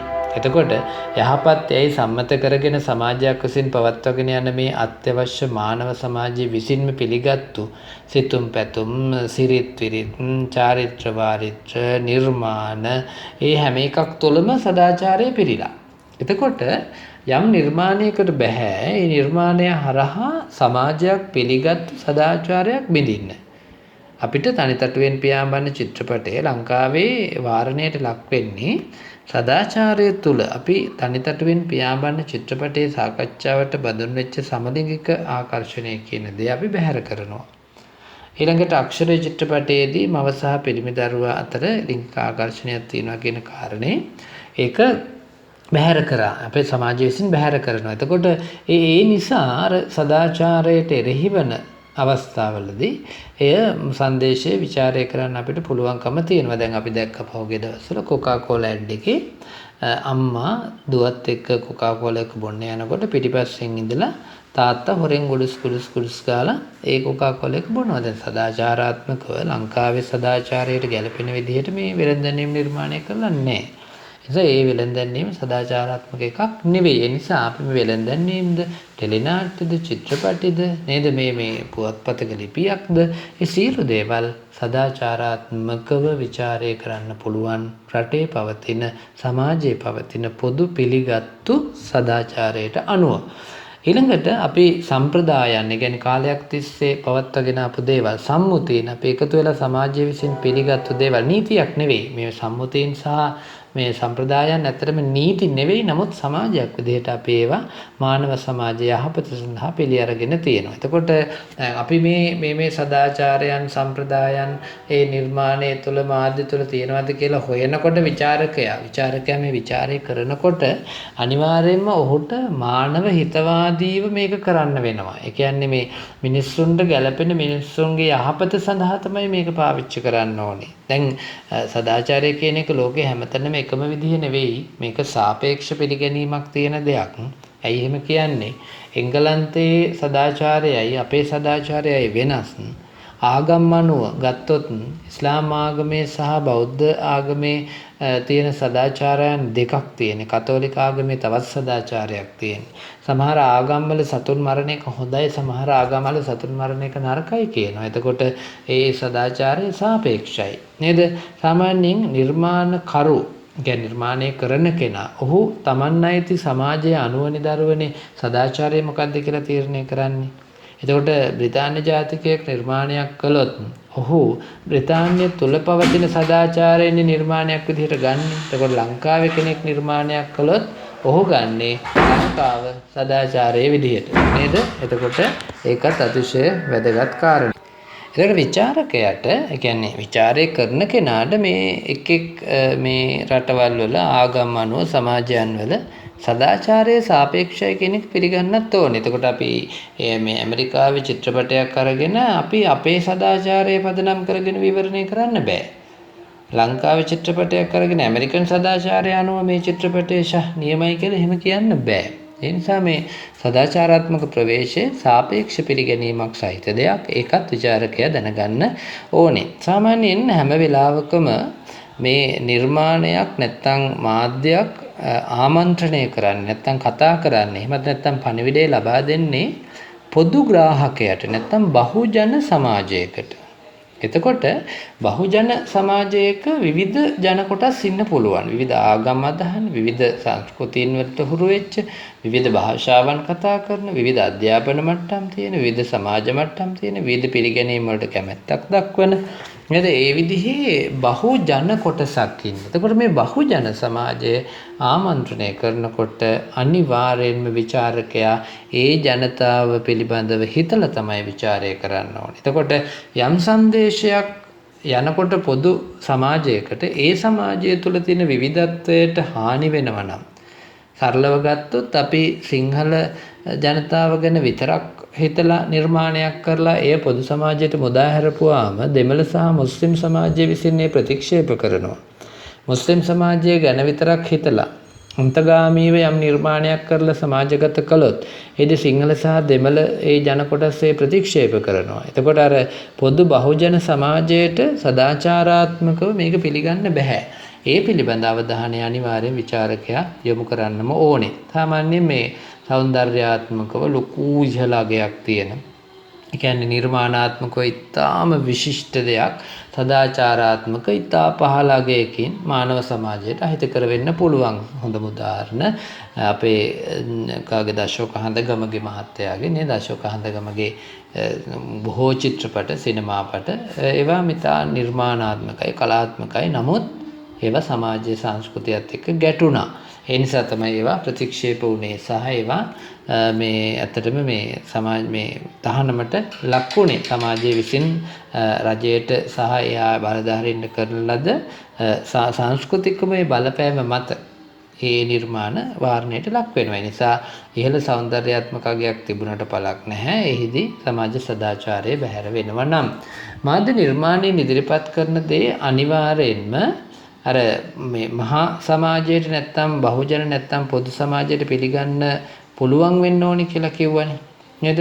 ඒ පිළිබඳව විචාරකයා Tamanගේ විචාරය ඉදිරිපත් කරන්න ඕනේ. මේ නිර්මාණය මේ ප්‍රවෘත්තිය නැත්තම් මේ දැන් උදාහරණයක් විදිහට ගත්තාම ලංකාවේ වැරදිකරුවෙක් වෙනකන් වැරදිකරුවෙක්ගේ මූණක් පෙන්වන්නේ නැහැනේ ප්‍රවෘත්ති වලට. නමුත් දැන් අල්ලගෙන යනකොට මූණ හොඳට පෙන්නනවානේ නේද? ඒකල බොරුවට කොටු ටිකක් දානවා. එතකොට සදාචාරාත්මකව එයා වෙන්නන්න බෑ වැරදිකරුවෙක් වෙනකන්. නමුත් ඒ සදාචාරය ප්‍රවෘත්ති ඇතුළේ දැන් නැති වෙලා තියෙනවා. එතකොට විචාරකයා මෙන්න මේ දේවල් විචාරයට බඳුන් කරගන්න වෙනවා. ඒ නිසා සාම්ප්‍රදායිකව අප සමාජයේ විසින් යහපත්යයි පිළිගත්තු දේවල් යම් මාධ්‍යයක් කරහා යම් නිර්මාණයක් කරහා හානි කරනවා නම් සහ ඒව පිළිබඳ නොසලකනවා නම් සහ ඒ සදාචාරයට යම් බලපෑමක් වෙනවා නම් යම් සංදේශයක් කරහා අන්න විචාරකයාට සදාචාරාත්මක ප්‍රවේශය යටතේ විචාරය කරන්න පුළුවන්කම ලැබෙනවා.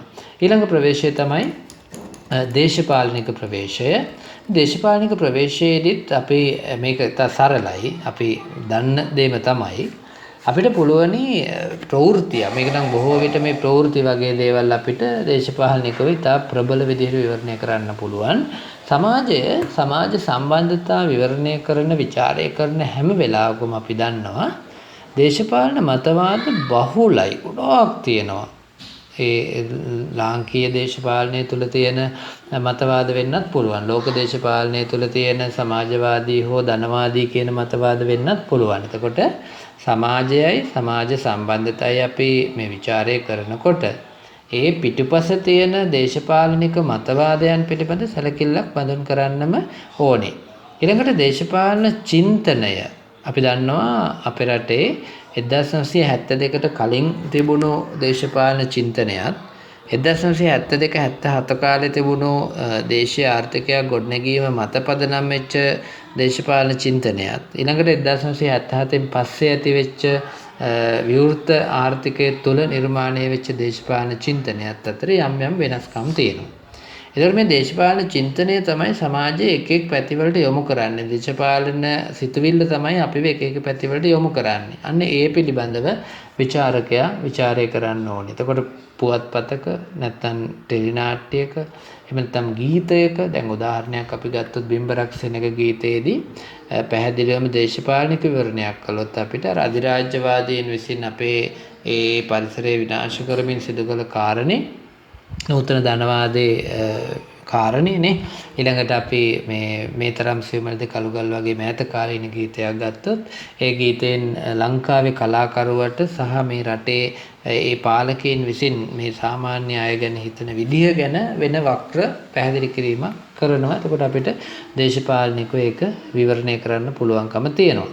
සාමාන්‍ය මාධ්‍ය නිර්මාණයක තියෙන ඕනම අන්තර්ගතයක් කලාවක් වෙන්න පුළුවන්. ඒ කියන්නේ ආදරය ගමුකෝ අපි. ආදරය කියන කාරණේදීත් අපිට දේශපාලනික විවරණයක් කරන්න පුළුවන්. දැන් අපි දකිනවා ඔබ දැකලා ඇති සමහරවිට ඔය නාට්‍යවල ඉන්න නළුව නිලියයි කියන්නේ කතානායකයා සහ නායිකාව එක්කෝ නායිකාව දුප්පත් නායකයා දුප්පත් කොහොම හරි මෙහෙම බැඳීමක් නෙමෙයි එන්නේ. කියන්නේ මේ සමාජය තුළ ගැටුමක් මේ නිර්මාණය තුළ ගැටුමක් මතු කරන්න ඕන දේශපාලනික කාරණයක් මතු කරනවා. එතකොට ආදරයට දේශපාලනය සම්බන්ධ කරගන්න පුළුවන්. විරහවට ප්‍රේමයට මේ සියල්ලට ඊළඟට මේ සමාජ කාරණාවලට ඊළඟට සාහිත්‍යයට මේ හැම එකකටම දේශපාලනය සම්බන්ධ කරගන්න පුළුවන්. ඒ නිසා මාධ්‍ය නිර්මාණයේ මොකක් ඉදිරිපත් කළත් ඒක දේශපාලනික දෘෂ්ටි කෝණයෙන් විවරණය කරන්න පුළුවන්කම තියෙනවා.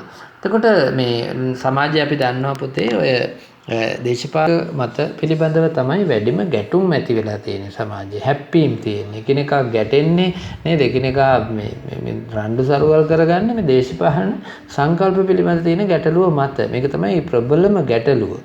එතකොට මේ ගැටලුව අපි නිර්මාණ තුළ නැත්නම් මාධ්‍ය තුලත් ඒ විදිහටම දකිනවා. පන්ති ගැටුම්.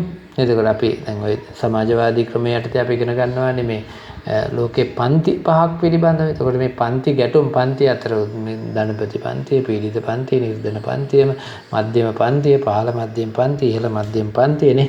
ඔය කියන එක එක පන්ති ඉස්කෝලේ පන්ති නෙවෙයි මේ සමාජයේ තියෙන මේ පන්ති අතරේ දේශපාලනික මතවාද තියෙනවා. එතකොට ඕනම මාධ්‍යයක් මෙන්න මේ අනුව විවරණය කරන්න පුළුවන්. දැන් මේ මාතොටින් එන උතුරු හුළඟේ ගිනි සිඹින මඩු පල්ලියේ නේද?